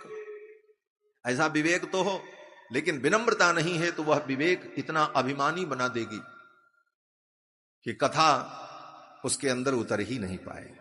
इसलिए विनम्रता और विवेक दोनों जरूरी है। नारद जी के अंदर विनम्रता भी है, विवेक भी है, इसलिए सनकादिक कहते हैं, शृणु नारद बक्ष्यामो विनम्राय विवेकिने। और गंगा के तट पर कथा का आयोजन हुआ। कथा का आयोजन हुआ, ज्ञान वैराग्य भक्ति तीनों दौड़ते हुए आ गए। बोले ज्ञान वैराग्य तो बीमार थे, अस्वस्थ थे, तो कहते हैं अस्वस्थ पहले थे, कथा होने जा रही है इतना सुनकर के वो स्वस्थ हो गए। कथा सुनकर के स्वस्थ नहीं होंगे, कथा होने जा रही इतना सुनते ही ज्ञान वैराग्य सावधान हो गए। अब तो वो कथा सुनेंगे स्वयं। इसीलिए व्यास जी कहते हैं, कथा शब्दम समाकर्ण्य तत्रिकम तरुणायते। कथा शब्दम समाकर्ण्य, न तो कथा समाकर्ण्य। कथा सुनकर के स्वस्थ नहीं हुए, तो कथा शब्द मात्र सुनकर के वो स्वस्थ हो गए। कथा शब्दम समाकर्ण्य तत्रिकम तरुणायते, तीनों ज्ञान वैराग्य भक्ति तरुण हो गए। और जो जवान हो जाए उसको दौड़ने में कितनी देर लगेगी, वो तो दौड़ते पहुंच जाएगा। पहुंच गए हरिद्वार। और केवल भक्ति महारानी ज्ञान वैराग्य ही दौड़ करके नहीं पहुंचे, बड़े बड़े ऋषि मुनि महाराज पहुंच गए। गंगा तटम समा जगमुख कथा पानाय सत्वराह। गंगा के तट पर कथा पान करने के लिए बड़े बड़े ऋषि मुनि आ गए। क्यों? बोले तीनों लोकों में चर्चा हो गई। भूर्लोके देवलोके च ब्रह्मलोके तथैव च श्री भागवत पीयूष पानाय रसलंपटाः जो रस लंपट थे। रस लंपट, इस रस के जो लालची थे, लोभी थे, ऐसे भक्त लोग दौड़ पड़े। धावंतोप्याययुः सर्वे, दौड़ते हुए आए। ये दौड़ करके आने वालों में सबसे आगे कौन थे? कहते हैं प्रथमम ये च वैष्णवाः, जो वैष्णव थे। क्योंकि ये कथा वैष्णवों का धन है। श्रीमद् भागवतम पुराण तिलकम यद वैष्णवानाम धनम, ये वैष्णव का धन है। और जिसका जो धन होता है, अपने धन की रक्षा के लिए, अपने धन को अपने पास रखने के लिए वो लालायित रहे, ये वैष्णवों का धन है महाराज। बाकी लोग भी इसका सब उपयोग करें, लेकिन वैष्णवों की असली संपत्ति तो भगवान की कथा यही है। भगवान के चरणारविंद, भगवान की कथा, यही परम धन है भक्तों का। यामुनाचार्य स्वामी जी कहते हैं धनम मदीयम तव पाद पंकजम। भक्तों का धन क्या है? बोले भगवान की कथा, भगवान का चरणारविंद, भगवान का नाम, यही भक्तों का सब धन है। इससे बड़ा धन और क्या? धनम मदीयम तव पाद पंकजम, भगवान का नाम परम धन। मीरा जी कहते हैं पायो जी मैंने राम रतन धन पायो, यही धन है। यद वैष्णवा नाम धनम, इसीलिए सभी वैष्णव दौड़ पड़े इसको पाने के लिए। प्रथमम ये च वैष्णवा, और ये सब कौन थे ये वैष्णव लोग? बोले ये सब वैष्णव ऋषि मुनि थे। जितने ऋषि मुनि हैं सब वैष्णव है महाराज। हाँ, सब मरम भागवत हैं, सब वैष्णव है। भृगुर वसिष्ठश्च वनश्च गौतमो मेधा तिथिर देवल देवरातो, ये सब भृगु वसिष्ठ च्यवन मेधा तिथि देवल देवरात। रामस्तथा गाधिसुतश्च साकलो मृकंड पुत्राजित पिप्पलादाह, महर्षि मार्कंडे पिप्पलाद, ये सब महाभागवत महावैष्णव सब आ गए। अकेले नहीं आए, सर्वेप्यमीह मुनिगणाः सहपुत्र शिष्या, पुत्र को, शिष्य को, पत्नी को, सबको लेकर के, सबको कथा सुना लिया। बोले अकेले चले आते, सबको लेकर के आए। कहते देखो अच्छी चीज अकेले नहीं खानी चाहिए, बांट करके खाना चाहिए। एक स्वादु न भुंजीत, स्वादिष्ट पदार्थ का सेवन अकेले नहीं करना चाहिए। अकेले घर में बढ़िया मालताल बनाए और कमरा बंद करके खा लिए, बोले आपसे बड़ा पापी कोई नहीं दुनिया में। हाँ, कहते हैं ना गीता में कि भुंजते ते त्वघम पापाह ये पचन्त्यात्म कारणा, जो केवल अपने पका करके खा ले, अपने लिए बना करके खा ले, वो तो पाप खा रहा। स्वादिष्ट वस्तु बांट करके खानी चाहिए। अब स्वादिष्ट वस्तुओं में कथा से ज्यादा स्वादिष्ट दुनिया में क्या है ये भक्तों के लिए? अभी अभी कहा कथा अमृत रसास्वाद कुशला, इससे बड़ी स्वादिष्ट वस्तु और कोई नहीं हो सकती, इसलिए इसको बांट करके खाओ, अकेले मत खाओ। कथा तो अकेले भी हो सकती, व्यास बैठ जाए और प्रधान श्रोता बैठ जाए बस, तो फिर इतनी भीड़ की जरूरत क्या? बोले जब बांट करके खाएंगे तब इसका आनंद और अद्भुत होगा। बांट करके इस रस का आस्वादन करेंगे तो इसका आनंद और होगा। ये जितना ही बंटेगा, जितना ही बंटता जाएगा, उतना ही आनंद बढ़ता जाएगा। इसलिए अकेले नहीं, सबको लेकर के आए। सर्वेप्यमी मुनिगणा सह पुत्र शिष्य। दूसरा कारण, बोले एक व्यवहारिक कारण जो मुझे समझ में आता है, हमें लगता है कि यह भी एक कारण हो सकता है। बोले क्या कारण? बोले आप कथा सुनो, आपका कल्याण होगा। कथा क्या करेगी? बोले आपके जीवन को बदल देगी। कथा तो जीवन बदल देती। कैसे कथा जीवन बदल देती? बोले शरीर नहीं बदलेगी, शरीर तो ऐसे ही रहेगा जैसे आप हो, जितने लंबे चौड़े और जो वजन, जो नाक आंख, वो ऐसे रहेगी, लेकिन भाव बदल जाएगा। जैसे काक हो पिग बकऊ मराला, बोले कौआ और कोयल एक ही जैसे दिखते हैं, लेकिन स्वभाव में अंतर होता है। उसी प्रकार आप जैसे हो वैसे ही दिखोगे, स्वभाव बदल जाएगा। कथा जीवन बदल देती है, जीवन शैली बदल देती है, स्वभाव बदल देती है, वाणी बदल देती है। कथा से ये सब परिवर्तन जीवन में होता। तो आप कथा सुनोगे, आपके जीवन में परिवर्तन हो गया, लेकिन आपके परिवार के लोगों ने, भाई बंधु पत्नी पुत्र ने कथा नहीं सुनी, उनका जीवन नहीं बदला, तब बोले रहना उसी घर में है, उन्हीं लोगों के साथ में रहना, भाई बंधु पति पत्नी वही रहेंगे। आपका जीवन बदल गया, उनका नहीं बदला, बोले अब बहुत बड़ी समस्या पैदा होगी। बोले क्यों? बोले व्यावहारिक समस्या पैदा होगी कि आपका आचरण भिन्न, उनका भिन्न, अब पटना मुश्किल हो जाए। आप सवेरे 4 बजे उठ करके घंटी बजाओगे, ओम जय जगदीश हरे करोगे, और वो 8 बजे तक सोएंगे, वो डिस्टर्ब होंगे, वो कहेंगे देखो सवेरे सवेरे घंटी बजा रहा। सोना भी मुश्किल कर दिया। घर में व्यवहारिक समस्या उत्पन्न हो जाएगी, आपका जीवन बदल जाएगा। लोगों का नहीं बदला तो ना आपकी भक्ति हो पाएगी, ना उनका संसार चलेगा, दोनों परेशान। परिणाम होगा अंत में या तो आप उनको छोड़ो या आपको वो छोड़ दें, ऐसी स्थिति हो जाए। इसलिए आप बदलो तो सब बदले, परिवार भी बदले, सबका परिवर्तन हो, तब वहां पर आनंद है। जब पूरा परिवार भगवान का भक्त हो तब भक्ति करने का आनंद अद्भुत है। अन्यथा तो प्रहलाद जी जैसे संघर्ष करना पड़ेगा। प्रहलाद जी को कितना संघर्ष करना पड़ा, उन विरोधियों के बीच में रह करके अपनी भक्ति का संरक्षण कैसे किया उन्होंने। तो ये एक व्यवहारिक बात है, इस दृष्टि से भी विचार करना चाहिए। ऋषि मुनि महात्मा लोग अपने परिवार को, पत्नी को, पुत्र को, सब को लेकर के आए कथा सुनने के लिए। ये सब तो आए, और कौन आया? बोले वेदांतानि च शास्त्राणि, वेद वेदांत सब शास्त्र आए कथा सुनने के लिए। वेद की जितनी ऋचाएं थी वो कथा सुनने आई। बड़े बड़े ऋषि मुनि महात्मा तो आए ही आए, वेद के मंत्र आए, ऋचाएं आई। मंत्रास तंत्रास समूर्तयः, मंत्र तंत्र सब मूर्तिमान होकर के आए।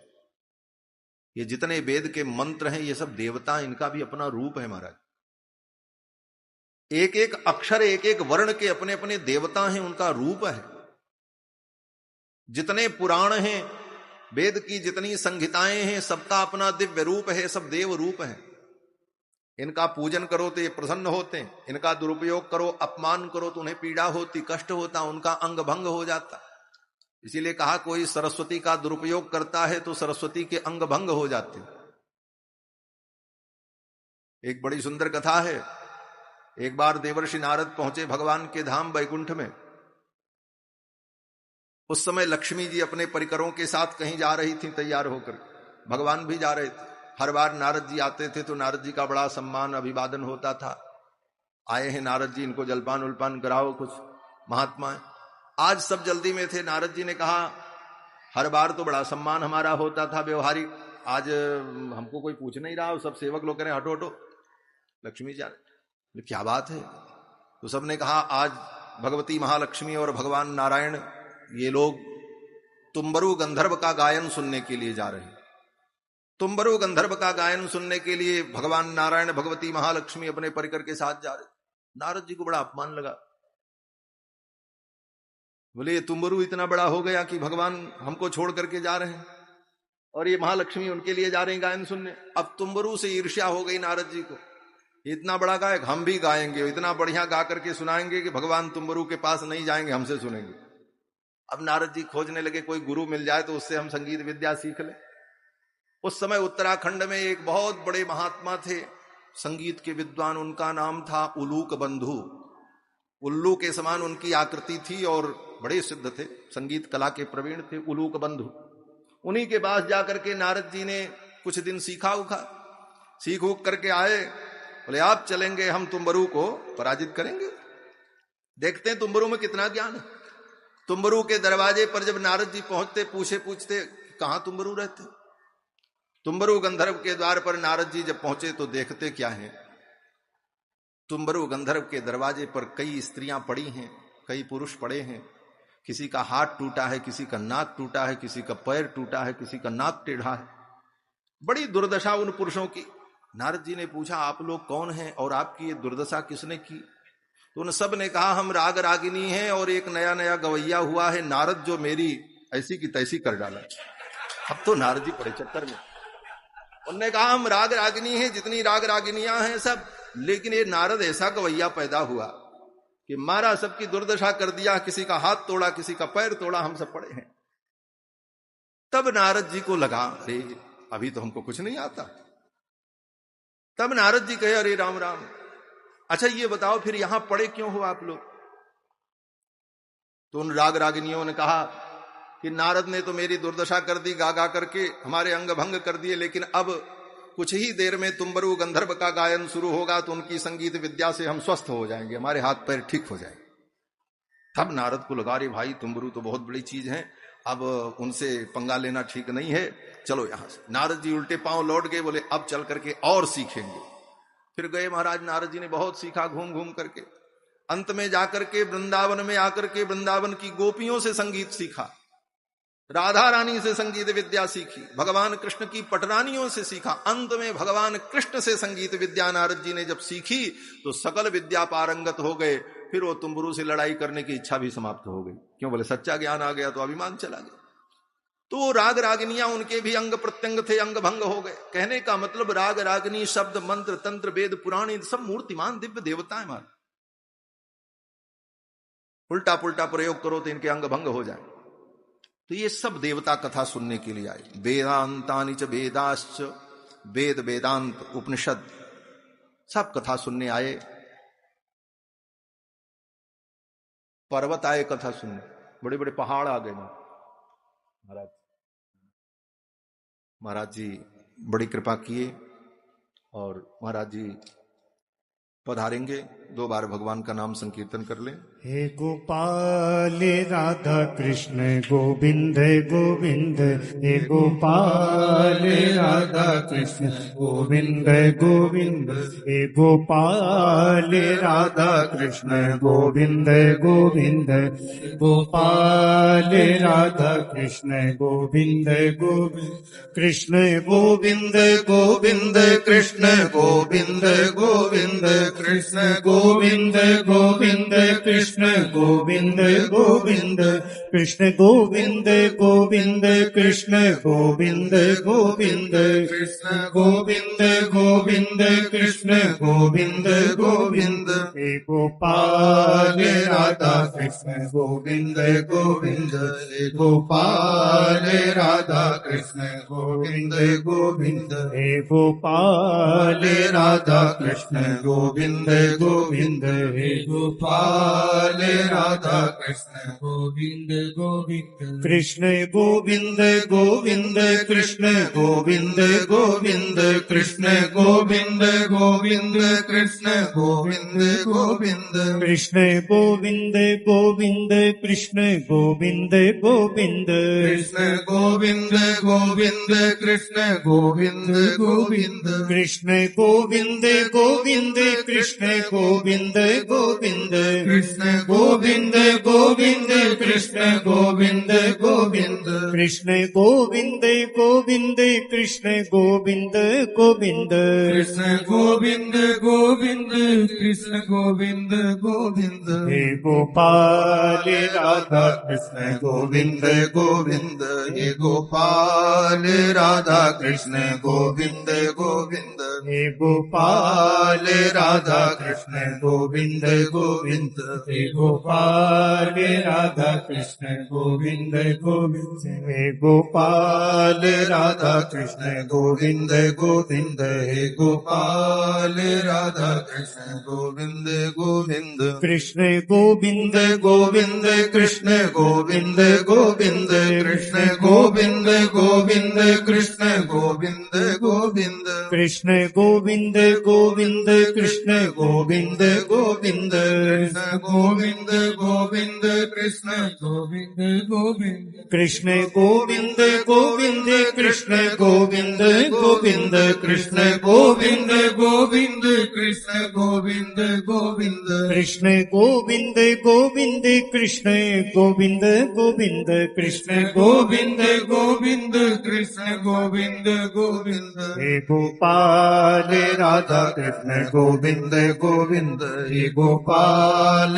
राधा कृष्ण गोविंद गोविंद, हे गोपाल राधा कृष्ण गोविंद गोविंद, हे गोपाल राधा कृष्ण गोविंद गोविंद, कृष्ण गोविंद गोविंद कृष्ण गोविंद गोविंद, कृष्ण गोविंद गोविंद कृष्ण गोविंद गोविंद, कृष्ण गोविंद गोविंद कृष्ण गोविंद गोविंद, कृष्ण गोविंद गोविंद कृष्ण गोविंद गोविंद, कृष्ण गोविंद गोविंद कृष्ण गोविंद गोविंद, कृष्ण गोविंद गोविंद कृष्ण गोविंद गोविंद, कृष्ण गोविंद गोविंद कृष्ण गोविंद गोविंद, कृष्ण गोविंद गोविंद कृष्ण गोविंद गोविंद, कृष्ण गोविंद गोविंद कृष्ण गोविंद गोविंद कृष्ण गोविंद गोविंद कृष्ण गोविंद गोविंद हे गोपाल राधा कृष्ण गोविंद गोविंद हे गोपाल राधा कृष्ण गोविंद गोविंद हे गोपाल राधा कृष्ण गोविंद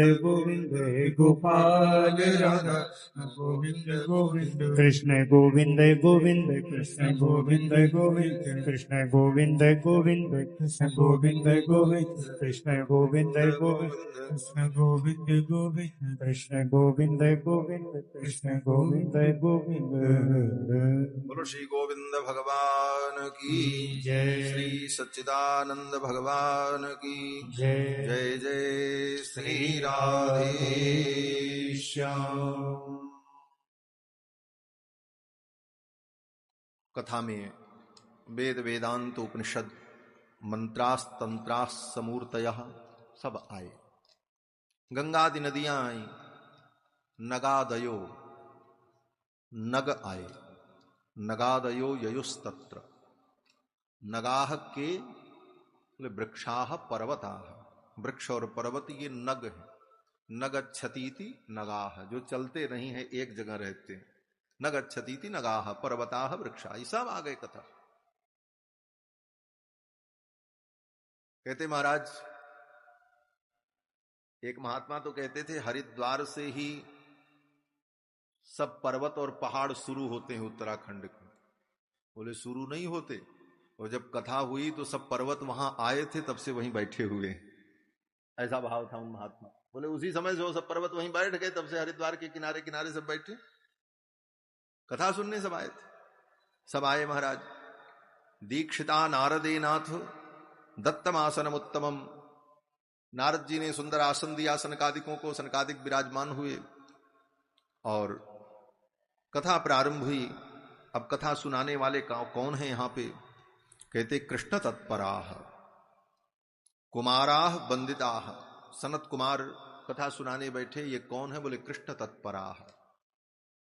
कथा सुनाने वाला कौन हो, उसकी विशेषता कह रहे।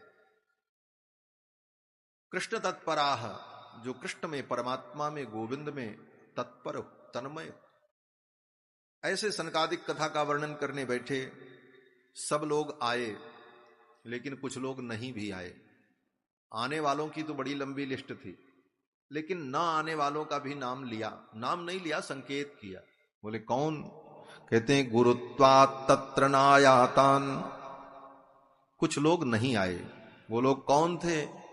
बोले अपनी गुरुता के कारण, अपने अभिमान के कारण वो कथा सुनने नहीं आए। गुरुत्वात् तत्र नायातान। लेकिन भृगु जी ने उनको भी बुलाया, क्योंकि आगे आगे भृगु जी ही चल रहे थे। भृगुर वसिष्ठश्च वनश्च गौतमो भृगु संबोध्य चानयत। भृगु जी ने उनको संबोधित किया, देखो देखो भाई, तुम्हारा अहंकार, तुम्हारा अभिमान इतना मोटा न हो जाए कि तुम चल न पाओ। चलो चल करके कथा सुन लो। ऐसी कलिमल हारिणी कथा फिर मिलेगी नहीं। कथा जीवन को बदल देती है। इस रस को पियो। अभिमान के चक्कर में, पद की प्रतिष्ठा के चक्कर में, अपने ऐश्वर्य के अभिमान में इस कथा को छोड़ो मत, चल करके सुन लो। इस प्रकार से जब संबोधन किया भृगु जी ने, तब वे लोग भी सुनने के लिए आ गए। भृगु संबोध्य चानयत। भृगु जी ने उनको संबोधित किया और लेकर के आए। कथा प्रारंभ हुई। सनकादिकों ने कथा का जब वर्णन प्रारंभ किया तो बीच बीच में जय शब्दो नमः शब्दः। भगवान की जब कथा हो तो बीच बीच में जय जयकार भी होनी चाहिए।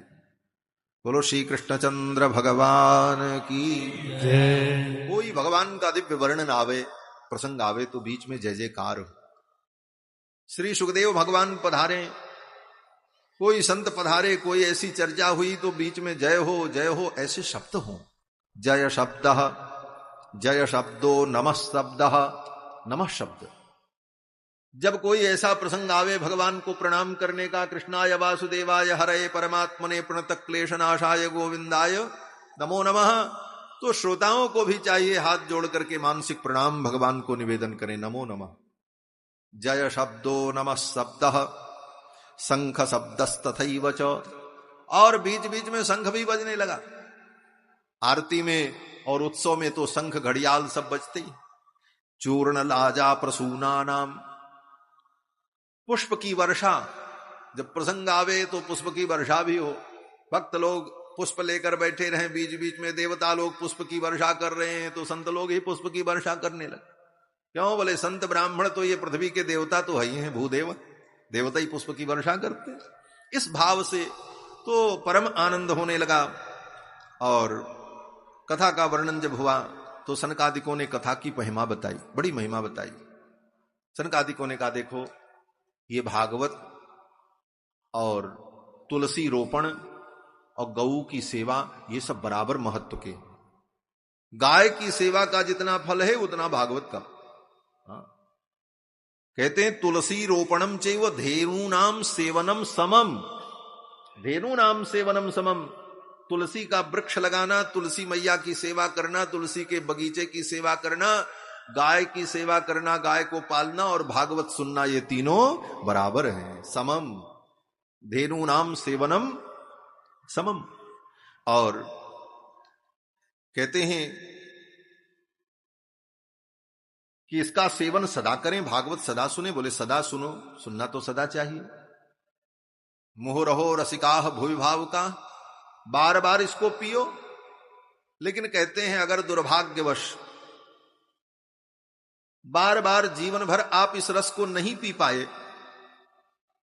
और संजोग ऐसा बना कि जीवन के अंतिम काल में ही कथा सुनने का अवसर मिला, तो कहते हैं अंत काले तो ये नैव श्रूयते सुख शास्त्र वाक प्रीत्या तस्यैव वैकुंठम गोविंदोपि प्रयच्छति। अगर जीवन भर आपने कथा नहीं सुनी, लेकिन अगर मरने के पहले सुन लिया और सुनने के बाद मर ही गए, तो फिर समझ लो भगवान तुमको निश्चित वैकुंठ देंगे, वैकुंठ की प्राप्ति तय है, भगवान वैकुंठ प्रदान कर देते। ये तो इसकी महिमा है, जो सुनेगा उसे वैकुंठ मिल जाएगा।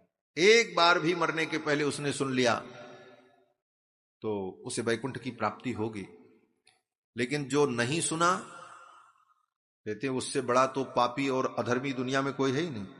आजन्म मात्रमपि येन सठेन किंचित चित्तम विधाय सुख शास्त्र कथा न पीता। जिसने इस कथा को नहीं पिया, जिसने सुना नहीं, वो कौन है? बोले चांडाल वच्च खरवच्च। वो चांडाल है, गधा है। अब कितने शब्द कह डाले श्री सूत जी महाराज ने। मिथ्या स्वजन्म जननी जनि दुख भाजा। उसने व्यर्थ में जन्म लिया और जन्म लेकर के उसने निरर्थक पृथ्वी का भार बन करके पृथ्वी को दूषित किया। अपनी मां के गर्भ में रहकर 9 महीने मां को कष्ट दिया। मां के शरीर के मांसादि पदार्थों से उसके शरीर का निर्माण हुआ। मां के शरीर को उसने छिन्न भिन्न किया और कुछ नहीं किया, उसका जीवन व्यर्थ हो गया जिसने इस सुख शास्त्र को नहीं पिया। सुख शास्त्र कथा न पीता। बोले वाह, ऐसी कथा है, इसकी इतनी महिमा है, तो इसको कब पिए? कहते हैं कब नहीं, जब मिल जाए तभी पी लो। जब मिल जाए तभी पी लो, कब की तो बातें ही छोड़ दो। हाँ। जैसे मैया का दूध और गैया का दूध पीने के लिए मुहूर्त नहीं होता। हाँ। बच्चा अपनी माँ का दूध पीने जाए तो मुहूर्त देखे जाता है, जब मन करे तब। न उसको नहाने की जरूरत है, न स्नान करने की, न किसी विधि की, न आचमन की, न प्राणायाम की। जब भूख लगा जाकर के पी लिया। और 2 ही मैया हैं संसार में, एक जननी जो जन्म देती है और दूसरी मैया बोले गैया मैया। तो गाय का दूध पीने के लिए भी स्नान आदि की जरूरत नहीं पड़ती। गाय का दूध आप बिना स्नान किए भी पी लो तो पवित्र हो जाओगे, क्योंकि वो तो पंचामृत है ना। यत्त्वगस्तिगतम पापम देहे तिष्ठति मामके प्रासनात् पंचगव्यस्य दहत्यग्निरिवेन्धनम। गाय का दूध, दही, घी और मधु, गोमूत्र और गोबर, इसको पी करके, पंचगव्य पी करके हम पवित्र होते हैं। तो उन पंचगव्य में एक दूध भी है। तो बिना नहाए भी अगर गाय का दूध आपने पी लिया तो आप नहाने के बराबर पवित्र हो गए। अब व्यवहारिक रूप से आप स्नान करो, बात अलग है, करना ही चाहिए, लेकिन ऐसा नहीं है कि उसके लिए नहाने की जरूरत। तो मैया का दूध और गैया का दूध पीने के लिए किसी नियम की जरूरत नहीं, जब पियो तभी नियम। उसी प्रकार ये कथा रस जो है ना, ये भागवत रस, बोले इस रस को पीने के लिए भी कोई नियम नहीं है। कब पियो? जब मन करे तब पियो। दिना नाम नियमो नास्ति सर्वदा श्रवणम मतम। हमेशा पियो। दिना नाम नियमो नास्ति सर्वदा श्रवणम मतम।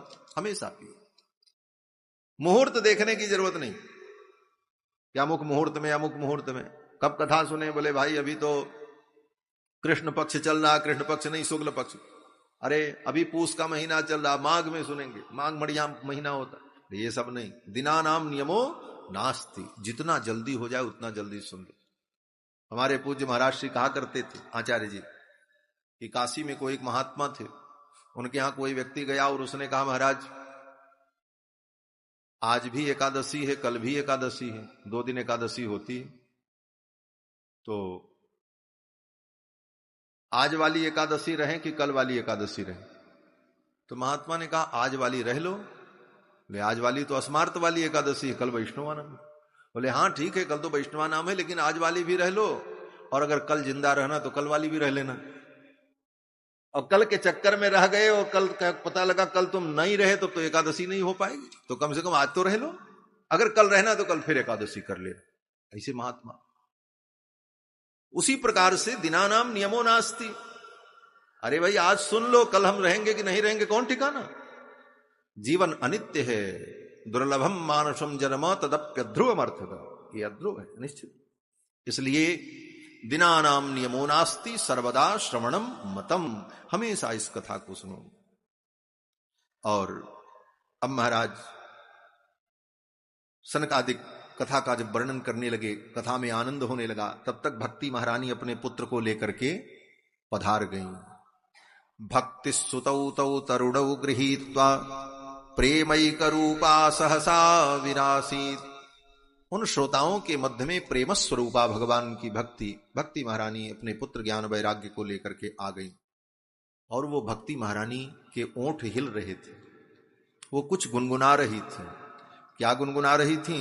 बोले श्री कृष्ण गोविंद हरे मुरारे नाथेति नामानि मुहुर्वदन्ति। श्री कृष्ण गोविंद हरे मुरारे हे नाथ नारायण वासुदेव। श्री कृष्ण गोविंद हरे मुरारे हे नाथ नारायण वासुदेव। यही कीर्तन करती हुई भक्ति महारानी आ गई। भक्ति महारानी की मुख से कीर्तन निकल रहा है, इसका मतलब बोले यही भक्ति का स्वरूप है। हमारे आपके मुख से भी भगवान नाम संकीर्तन होता रहे, यही भक्ति है। भक्ति क्या है? तो कहते हैं गोस्वामी तुलसीदास जी महाराज ने बड़े सरलता में समझा दिया महाराज। बाकी तो भक्ति की व्याख्या बड़ी लंबी है। हमारा गौड़ीय संप्रदाय के आचार्यों ने जो व्याख्या की है भक्ति रसामृत सिंधु में, भक्ति के कौन कौन से भेद, कितने कितने प्रकार, और भी अनेक आचार्यों ने लिखा। भक्ति रसारणो और भी ग्रंथ हैं जो भक्ति का प्रतिपादन करने वाले, नारद भक्ति सूत्र, सांडिल्य भक्ति सूत्र, ये सब ग्रंथ। लेकिन बड़ी सरलता में गोस्वामी जी ने कहा कि भक्ति को समझना है तो ऐसे समझ लो कि वर्षा ऋतु रघुपति भगति, तुलसी साल सुदास, राम नाम बर बरन जुग, सावन भादों मास। एक दोहे में भक्ति का सिद्धांत इतनी सरलता से समझाया गोस्वामी जी ने कि भक्ति क्या है। कहते बोले वर्षा ऋतु रघुपति भगति। वर्षा ऋतु भगवान की भक्ति है। और वर्षा ऋतु के 2 महीने कौन है? बोले 2-2 महीने की एक एक ऋतुएं होती हैं, 6 ऋतुएं होती हैं, 12 महीना होता है साल में, एक एक ऋतु में 2-2 महीने। तो वर्षा ऋतु के 2 महीने कौन है? बोले एक सावन, एक भादों। और ये सावन भादों क्या है? बोले रा सावन है, मां भादव है। राम भगवान के नाम के 2 अक्षर जो हैं रा और म, वो क्या है? बोले रा माने सावन और मां माने भादों। तो भगवान नाम संकीर्तन, भगवान का नाम संकीर्तन यही सावन भादों है। और भक्ति क्या है? बोले वर्षा ऋतु। तो वर्षा ऋतु और सावन भादों में अंतर क्या है? बोले कोई अंतर नहीं है। सावन भादो माने वर्षा ऋतु और वर्षा ऋतु माने सावन भादो, यही तो हुआ। वही वर्षा ऋतु का मतलब सावन भादो और सावन भादो का मतलब वर्षा ऋतु। तो भगवान के नाम के जो 2 अक्षर हैं, भगवान का नाम यही भगति है। वर्षा ऋतु रघुपति भगति, तुलसी साल सुदास, राम नाम बर बरन जुग, सावन भादो मास। तो भगवान के नाम का संकीर्तन यही भक्ति का स्वरूप। और भागवत का तो अंतिम सिद्धांत यही है, नाम संकीर्तनम यस्य सर्व पाप प्रणाशनम। तो भक्ति महारानी भगवान नाम संकीर्तन करती हुई आ गई। श्री कृष्ण गोविंद हरे मुरारे नाथेति नामानि मुहुर्वदन्ति। अब तो भक्ति महारानी को देख करके सभी श्रोताओं ने कहा, अरे अरे, ये बीचों बीच में संत समाज के बीच में, महात्माओं के बीच में कैसे आ गई? कथम प्रविष्टा कथम आगतेयम, किधर से आई, कैसे आई? आने का तो कोई रास्ता नहीं। तो कहते हैं ऊचुः कुमारा वचनम तदानीम, सनकादिकों ने इसका उत्तर दिया, बोले ये कहीं से नहीं आई है, अभी अभी प्रकट हुई है यहीं पर। बोले कैसे प्रकट हुए? बोले कथार्थ तो निष्पतिता धुनेयम, इसी कथा के अंदर से इनका प्रादुर्भाव हुआ है। बोलो श्री भक्ति महारानी की जय। और अकेले नहीं प्रकट हुई, अपने पुत्र ज्ञान वैराग्य को लेकर के प्रकट। इसका मतलब भगवान की कथा सुनने से भक्ति की प्राप्ति होती है, साथ साथ ज्ञान वैराग्य की भी प्राप्ति होती है। भक्ति ज्ञान वैराग्य को लेकर के आती है। भक्ति महारानी ज्ञान वैराग्य को लेकर के आ गई। सनकादिकों ने कहा कथार्थ तो निष्पतिता धुनेयम, ये तो सनकादिकों ने कहा। अब भक्ति महारानी ने सनकादिकों से कहा कि एवं गिरस्सा ससुता निशम्य सनत कुमारम निजगदाद नम्रा। भक्ति महारानी ने सनकादिकों से कहा, यहां पर इस पंक्ति में भक्ति के लिए नम्रा शब्द का प्रयोग किया। नम्रा माने भक्ति, ये बड़ा महत्वपूर्ण शब्द है। भक्ति क्या है? बोले भक्ति का नाम है नम्रा। हमारे अंदर नम्रता आ जाए, विनम्रता आ जाए तो समझो भक्ति आई। और कितना भी माला जपें, कितनी भी कथा सुने और कितना नाम संकीर्तन करें और जीवन में नम्रता नहीं आई, विनम्रता नहीं आई, दैन्य भाव नहीं आया, तो अभी भक्ति नहीं आई। भक्ति का स्वरूप है विनम्रता, दीनता, और दीनता ही भक्ति की आधारशिला है। इसलिए जीवन में दीनता आवे, इसीलिए भक्तों ने दीनता का चिंतन किया। अगर दीनता नहीं आई तो दीनता का बार बार अनुसंधान किया कि दीनता मेरे अंदर आवे। मौसम दीन न दीन हित तुम समान रघुवीर, क्योंकि भगवान दीन दयाल हैं। दीन दयाल बिरद संभारी हरहु नाथ मम संकट भारी। जब तक वो दीनता नहीं आएगी, नम्रता नहीं आएगी, तब तक भक्ति आई नहीं। इसीलिए दीनता का अनुसंधान किया। इसी को हमारे आचार्यों ने कहा नैत्यानुसंधान, अपनी निम्नता का अनुसंधान। नैत्यानुसंधान और दीनता होने पर ही भक्ति सिद्ध होती, नहीं तो भक्ति को सिद्ध होने में बड़ा समय लगता है, जब तक दीनता ना आ जाए। कहते हैं सूरदास इत्यादि भक्तों ने उस दैन्य का अनुभव किया। मौसम कौन कुटिल खलकामी, जही तन दियो ताहि विसरायो ऐसो नमक हरामी। मौसम कौन कुटिल खलकामी, ये सब नैत्यानुसंधान है, विनम्रता का अनुसंधान है। जब विनम्रता आती है तो भक्ति सिद्ध हो जाती है। इसीलिए आप कथा सुनते हो, बड़े बड़े ऋषि मुनियों की भक्ति बहुत देर में सिद्ध हुई। और कुब्जा की भक्ति, सबरी की भक्ति, केवट की भक्ति, इन सब की भक्ति सहज सिद्ध थी। क्या कारण था? कारण यही था कि इन लोगों के अंदर विनम्रता जन्मजात थी। क्योंकि जाति से हीन होने के कारण जन्म से ही उनके अंदर अहंकार नहीं था। केवट के अंदर, सबरी के अंदर, उन बानर भालुओं के अंदर, दीनहीनों के अंदर जन्म से ही अहंकार का अभाव, क्योंकि सर्वत्र अपमान सहते रहे, दीनहीन कुल में पैदा हुए, इसलिए दीनता जन्मजात थी। इसलिए उनकी भक्ति सहज सिद्ध हो गई। और उच्च कुल का अभिमान लेकर के बैठे कि हम बड़े श्रोत्रिय हैं, ब्रह्मनिष्ठ हैं, तत्वज्ञ हैं, आचार संपन्न हैं, तो उनको विनम्रता आने में बड़ा विलंब लगा। इसीलिए वर्षों के बाद महापुरुषों की, ज्ञानियों की भक्ति सिद्ध होती। और केवट, सबरी, गीध, इनकी भक्ति स्वतः सिद्ध हो जाती है, क्योंकि उनका जन्म सिद्ध नैत्यानुसंधान है। इसी बात को हमारे लोकाचार्य स्वामी जी ने श्री वचन भूषण ग्रंथ में कहा, नैत्यानुसंधानम जन्म सिद्धम। उनका नैत्यानुसंधान जन्म सिद्ध था, इसीलिए उनकी भक्ति अल्पकाल में ही सिद्ध हो। तो ये भक्ति का स्वरूप है नम्रा। सनत कुमारम निजगाद नम्रा। भक्ति महारानी ने कहा कि अब ये बताओ महाराज, हम बैठे कहां? आपके कथा पांडाल में तो जगह है नहीं, सब भीड़ इतनी आ गई है, सब स्थान फुल हो गया है। अब मेरे बैठने का कोई स्थान आप बताओ। क्वा हम तु तिष्ठाम्यधना ब्रुवन्तु क्वाहम तो तिष्ठाम्य अधुना ब्रुवंतु, अब आप बताओ कि मैं कहां बैठूं। तो सनकादिकों ने कहा कि ये जितने मेरे भक्त कथा सुन रहे हैं, इन वैष्णवों के हृदय में जाकर के आप बैठ जाओ। निरंतरम वैष्णव मानसानी, ये जितने वैष्णव है इन वैष्णव भक्तों के हृदय में जाकर के आप बैठ जाओ। यही इनके लिए, आपके लिए सुंदर आसन है। भक्ति महारानी उन भक्तों के हृदय में जाकर के विराजमान हो गई। अब क्या हुआ? बोले अब भक्ति महारानी आ गई। भक्ति महारानी आ गई तो अब कौन आएगा? बोले अब एक आना और बाकी। बोले अब कौन आएगा? बोले अब भगवान आएंगे हृदय में। पहले भक्ति आवे तब भगवान आएंगे। भक्ति क्या है? बोले भक्ति वो आसन है, वो आस्तरण है। आपके हृदय में जब भक्ति का आस्तरण विराजमान हो जाएगा तब भगवान आकर के आसनारूढ़ हो जाएंगे, भगवान आएंगे। अब कहते हैं भक्ति आ गई, अब वो धन्य हो गया। सकल भुवन मध्य निर्धनास्ते पि धन्या।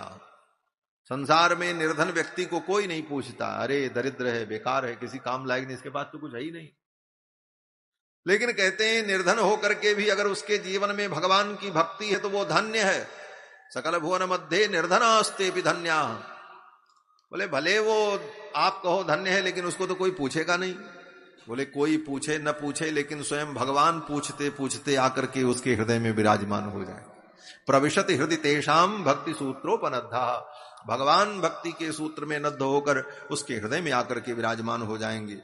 और भगवान जिसके हृदय में विराजमान हो उसको क्या परवाह दुनिया की, चाहे उसको कोई पूछे चाहे न पूछे। मस्त राम मस्ती में आग लगे बस्ती में, उसकी मस्ती तो अपनी बनी रहेगी। मस्ती तो संतों के जीवन में होती महाराज, और ये मस्ती जीवन में तब आती है जब अपनी हस्ती मिटा दो। सारी हस्तियां मिट जाएंगी तब ये मस्ती जीवन में आ जाएगी, और वो मस्ती आ गई तो फिर कोई चिंता नहीं महाराज। इसी को कहते हैं शहनशाह, सहनशाही मस्ती। जाको कछु न चाहिए सोई शहनशाह। ऐसी मस्ती, ऐसा आनंद तो भक्तों को मिलता है। सकल भुवन मध्य निर्धनास्ते पि धन्या। वे धन्य हैं जिनके हृदय में भगवान विराजमान है। भक्ति महारानी का आगमन हुआ। सनकादिक वर्णन करते हैं आगे कि महाराज भागवत की कथा की महिमा का वर्णन करते हुए सनकादिकों ने एक उपाख्यान सुनाया। गोकर्ण आत्मदेव ब्राह्मण का उपाख्यान। तुंगभद्रा नदी के तट पर आत्मदेव नाम के एक ब्राह्मण थे, संतानहीन थे, उनके कोई संतान नहीं थी। और दूसरे को जब देखते कि वो अपने संतान को, अपने बेटे को लेकर के दुलार कर रहा है, लाड कर रहा है, तो उनको लगता कि हमारे भी बेटा होता, हम भी इस सुख का अनुभव करते। ये संसार की यही स्थिति है। संसार की विषय वासनाएं आंखों के द्वारा ही हृदय में आती हैं। आप जब देखोगे तो आपके मन में भी होगा कि ये चीज हमको मिले। ये आंख का जो लेंस है, ये आंख का कैमरा ऐसा है कि ये दुनिया की फोटो खींच करके सीधे यहां पोस्ट कर देता है और कहता है अब ऐसी व्यवस्था तुम भी करो अपने लिए। तो देख करके ही, दृष्टि से ही सृष्टि हमारे अंदर प्रवेश करती। संपूर्ण सृष्टि दृष्टि के माध्यम से ही भीतर आती है, और परिणाम बोले सारा संसार इसी में भर जाता है। विद्यमान तो बाहर है संसार, लेकिन उसका सूक्ष्म रूप हमारे हृदय में रहता है। हम उसकी लालसा में, कामना में सारे संसार को हृदय में भर लेते हैं। घर, संपत्ति, बैंक बैलेंस सब कुछ हमसे बाहर है, लेकिन उसको हम अपना मान करके यहां रखे हुए हैं। उसकी फोटो कॉपी यहां जमा रहती है समझो। तो वो निकल जाए तभी भगवान आकर के बैठे, जगह खाली हो पहले। तो इसीलिए तुलसीदास जी महाराज ने कहा ना कि हृदय भवन प्रभु तोरा, जहां आए बसे बहु चोरा। ये हृदय तो आपका भवन है, लेकिन यहां पहले से इतने चोर आकर के बैठ गए हैं। पहले इनको आप निकालो, क्योंकि हम तो नहीं निकाल पा रहे हैं। हम तो अनादिकाल से इन चोरों के चक्कर में पड़े। घर हमारा, मकान हमारा, कागज प्रॉपर्टी सब कुछ, डॉक्यूमेंट्स मेरे नाम से कब्जा इन्होंने कर लिया। आपके लिए हमने बनाया आपका ये घर, लेकिन इन चोरों ने कब्जा कर लिया और हम कुछ नहीं कर पा रहे हैं। अब आप ही इनको निकालो। हृदय भवन प्रभु तोरा, जहां आए बसे बहु चोरा। ये बड़े उत्पात करते, इनको तो आप ही निकाल सकते हो। तो महाराज ये संसार की वासनाएं यही चोर हैं जो आंख के माध्यम से हृदय में बैठ जाती है। आत्मदेव ब्राह्मण के भी मन में हुआ मुझे भी बेटा होता। बड़े दुखी हुए, अनेक अनेक अनुष्ठान उपाय किए, लेकिन कहीं सफलता नहीं मिली। अनुष्ठान कर्मकांड विधि विधान इनकी अपनी महिमा है, लेकिन इनकी भी एक सीमा है। आपके प्रारब्ध में जो वस्तु नहीं है तो कर्मकांड करने पर भी, उन विधानों को करने पर भी उसके फल की प्राप्ति नहीं होती, क्योंकि प्रारब्ध प्रबल होता, प्रारब्ध की प्रबलता होती।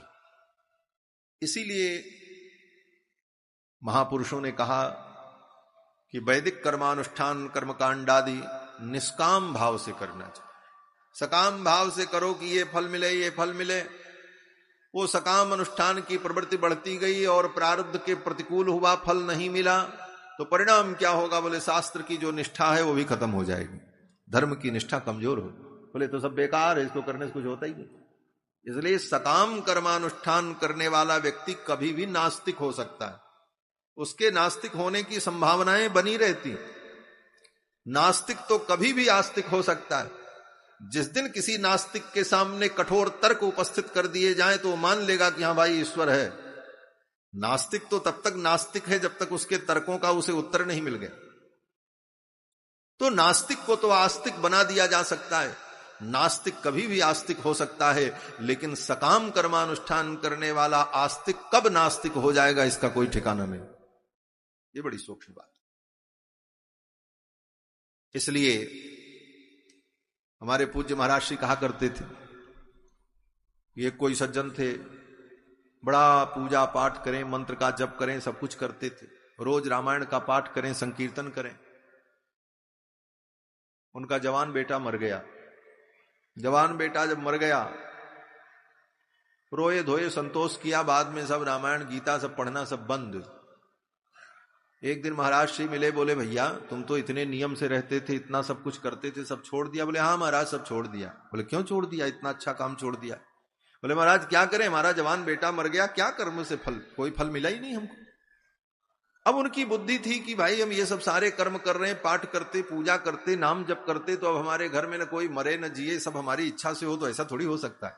ये तो विधि का विधान है, जिसके प्रारब्ध हैं, जिसके साथ लगे हैं, वो उसका काम चले, वैसे ही चलेगा। इसलिए कहीं भी कर्म करते हुए, धर्मानुष्ठान करते हुए फल की अभिकांक्षा नहीं रखनी चाहिए। ये बात अलग है कि वैदिक कर्मानुष्ठान, वेद वेदांत के सिद्धांत जो हैं वो आप न चाहो फिर भी आपको किसी न किसी प्रकार से खींचकर भगवान की ओर ले जाएंगे, क्योंकि समस्त शास्त्रों का फल है एकमात्र भगवत प्राप्ति। महता समारंभेण, समस्त शास्त्र एक ही उद्देश्य के लिए है कि जीव को भगवान की प्राप्ति हो, स्वर्ग की प्राप्ति हो, बेटा बेटी की प्राप्ति हो। इसके लिए वेद पुराण में जो विधि विधान कहे गए वो सब केवल बहाना है, उद्देश्य है कैसे इस जीव को भगवान की प्राप्ति हो। अब ये तो अपना अपना ज्ञान अज्ञान है समझने का। जैसे बच्चा बीमार हो तो माँ उसको क्या है, कड़वी दवा पिलाती है, गुड़ूची पिलाती है, गुर्ज पिलाती है। कड़वी दवा जब माँ पिलाने लगी, बच्चा कहा हम नहीं पिएंगे, तो माँ ने कहा कि पी लो तो तुमको लड्डू देंगे। तो बच्चे ने लड्डू के लालच में दवा पी ली और फिर उसको लड्डू मिला, वो लड्डू खाया, भूल गया। अब माँ ने तो ये समझा कि दवा गुड़ूची पीने का फल क्या है, बोले उसका फल है इसके रोग की निवृत्ति। लेकिन उस अज्ञानी बच्चे ने क्या समझा, बोले इसका पीने का फल है लड्डू की प्राप्ति। वो तो यही समझा कि हमको लड्डू मिला इसके बदले में। भाई बच्चे ने दवा पिया, उसको तो यही लगा कि इस चीज को, कड़वी चीज को पीने का यही फल है कि हमको लड्डू मिल गया। लेकिन मां समझती है कि गुड़ूची पीने का फल क्या है, बोले इसके रोग की निवृत्ति। उसी प्रकार श्रुति भगवती वेद माता, ये श्रुति जो है, शास्त्र जो, ये तो चाहते हैं कि जीव को गुड़ूची पिला करके इनके रोग की निवृत्ति की जाए, लेकिन जीव पीने को तैयार नहीं है। सीधे सीधे कैसे पिए अज्ञान के कारण। तब वेद शास्त्र कहते हैं अच्छा चलो ये करोगे तो तुमको ये फल मिल जाएगा, ये करोगे तो ये फल मिल जाएगा। उन फलों के लालच में व्यक्ति उन कर्मों में प्रवृत्त होता है। लेकिन वेद शास्त्र का एकमात्र उद्देश्य है महता समारंभेण, कि भगवान की ओर ये जीव पहुंच जाए, भगवत प्राप्ति इसको हो जाए। इसके कर्म शुद्ध हो, अंतःकरण शुद्ध हो, और धीरे धीरे ये भगवान की ओर अग्रसर होकर के भगवान के चरणों तक पहुंच जाए, उद्देश्य। लेकिन अब बालक जैसी बुद्धि हो तो उसको तो यही लगेगा इसका फल ये मिले, इसका फल ये मिले। आत्मदेव ब्राह्मण ने भी बड़े अनुष्ठान आदि किए, कोई बेटा बेटी नहीं भया। अंत में दुखी हो गए, बोले अब तो मर जाएंगे। मरने के लिए चल पड़े। एक सन्यासी मिल गए रास्ते में, दशम स्कंद का पाठ करते हुए आ रहे थे। रो रो करके उन्होंने कहा, ऐसी मेरी स्थिति है, हम पुत्र के बिना जीवित नहीं रहेंगे, मर जाएंगे। सन्यासी जी ने समझाया, मुंचा ज्ञानम प्रजारूपम बलिष्ठा कर्मणो गति। बलिष्ठा कर्मणो गति, दूसरे शब्दों में कहा जाए तो गहना कर्मणो गति, वही बात है, बलिष्ठा कर्मणो। कर्म की गति बड़ी बलवान है। किम कर्मेति कवयोप्यत्र मोहिता। किस कर्म का फल कब मिलेगा, कैसे मिलेगा, किसको मिलेगा, इसको कोई समझ नहीं सकता। आप कर्म भले कर लो, लेकिन किस कर्म का फल आपको कब मिलेगा, कहां मिलेगा, ये न हमारे बस में है, न आपके बस में है, न ब्रह्मा के बस में है, न किसी के बस में। ये केवल भगवान जानते। इसीलिए भगवान ने कहा कर्मण्येवाधिकारस्ते मां फलेषु कदा। इसलिए नहीं कहा कि मां फलेषु कदाचन, माने तुमको फल नहीं मिलेगा, केवल कर्म करो। कब मिलेगा, कैसे मिलेगा, कहां मिलेगा, ये मेरे ऊपर निर्भर करता, वो तुम्हारा विषय नहीं, तुम उसको समझ भी नहीं सकते। कर्म की गति इतनी गहन है। तो सन्यासी जी ने भी यही कहा, बलिष्ठा कर्मणो गति ही विवेकम तो समासाध्य। विवेक का अनुसंधान करो, पुत्र मोह छोड़ो। ये पुत्र का मोह संसार की वासना है। तुम्हारे प्रारब्ध को हमने देख लिया। सप्त जन्मावधि पुत्रो नैवच नैवच। 7 जन्मों तक तुम्हें अभी पुत्र की प्राप्ति नहीं हुई। तो रोने लगा। आत्मदेव ब्राह्मण ने कहा, हम तो यही मर जाएंगे, अब समुद्र में और नदी में कूदने भी नहीं जाएंगे, यही मरेंगे। 7 जन्म तक हमको बेटा नहीं। जब मरने को तैयार तो महात्मा ने देखा, भाई मेरे सामने एक ब्राह्मण आत्महत्या करे, ठीक नहीं, इसके जीवन की रक्षा हो। अपनी झोली में से एक फल निकाला, दशम स्कंद का पाठ कर रहे थे, भगवान गोविंद का स्मरण करके फल दे दिया, बोले ले जाओ, इस फल को पत्नी को खिला देना, पत्नी अंतर्वत्नी होगी, पुत्र को जन्म देगी। इदम भक्षय पत्न्या तुम ततः पुत्रो भविष्यति। भगवान का नाम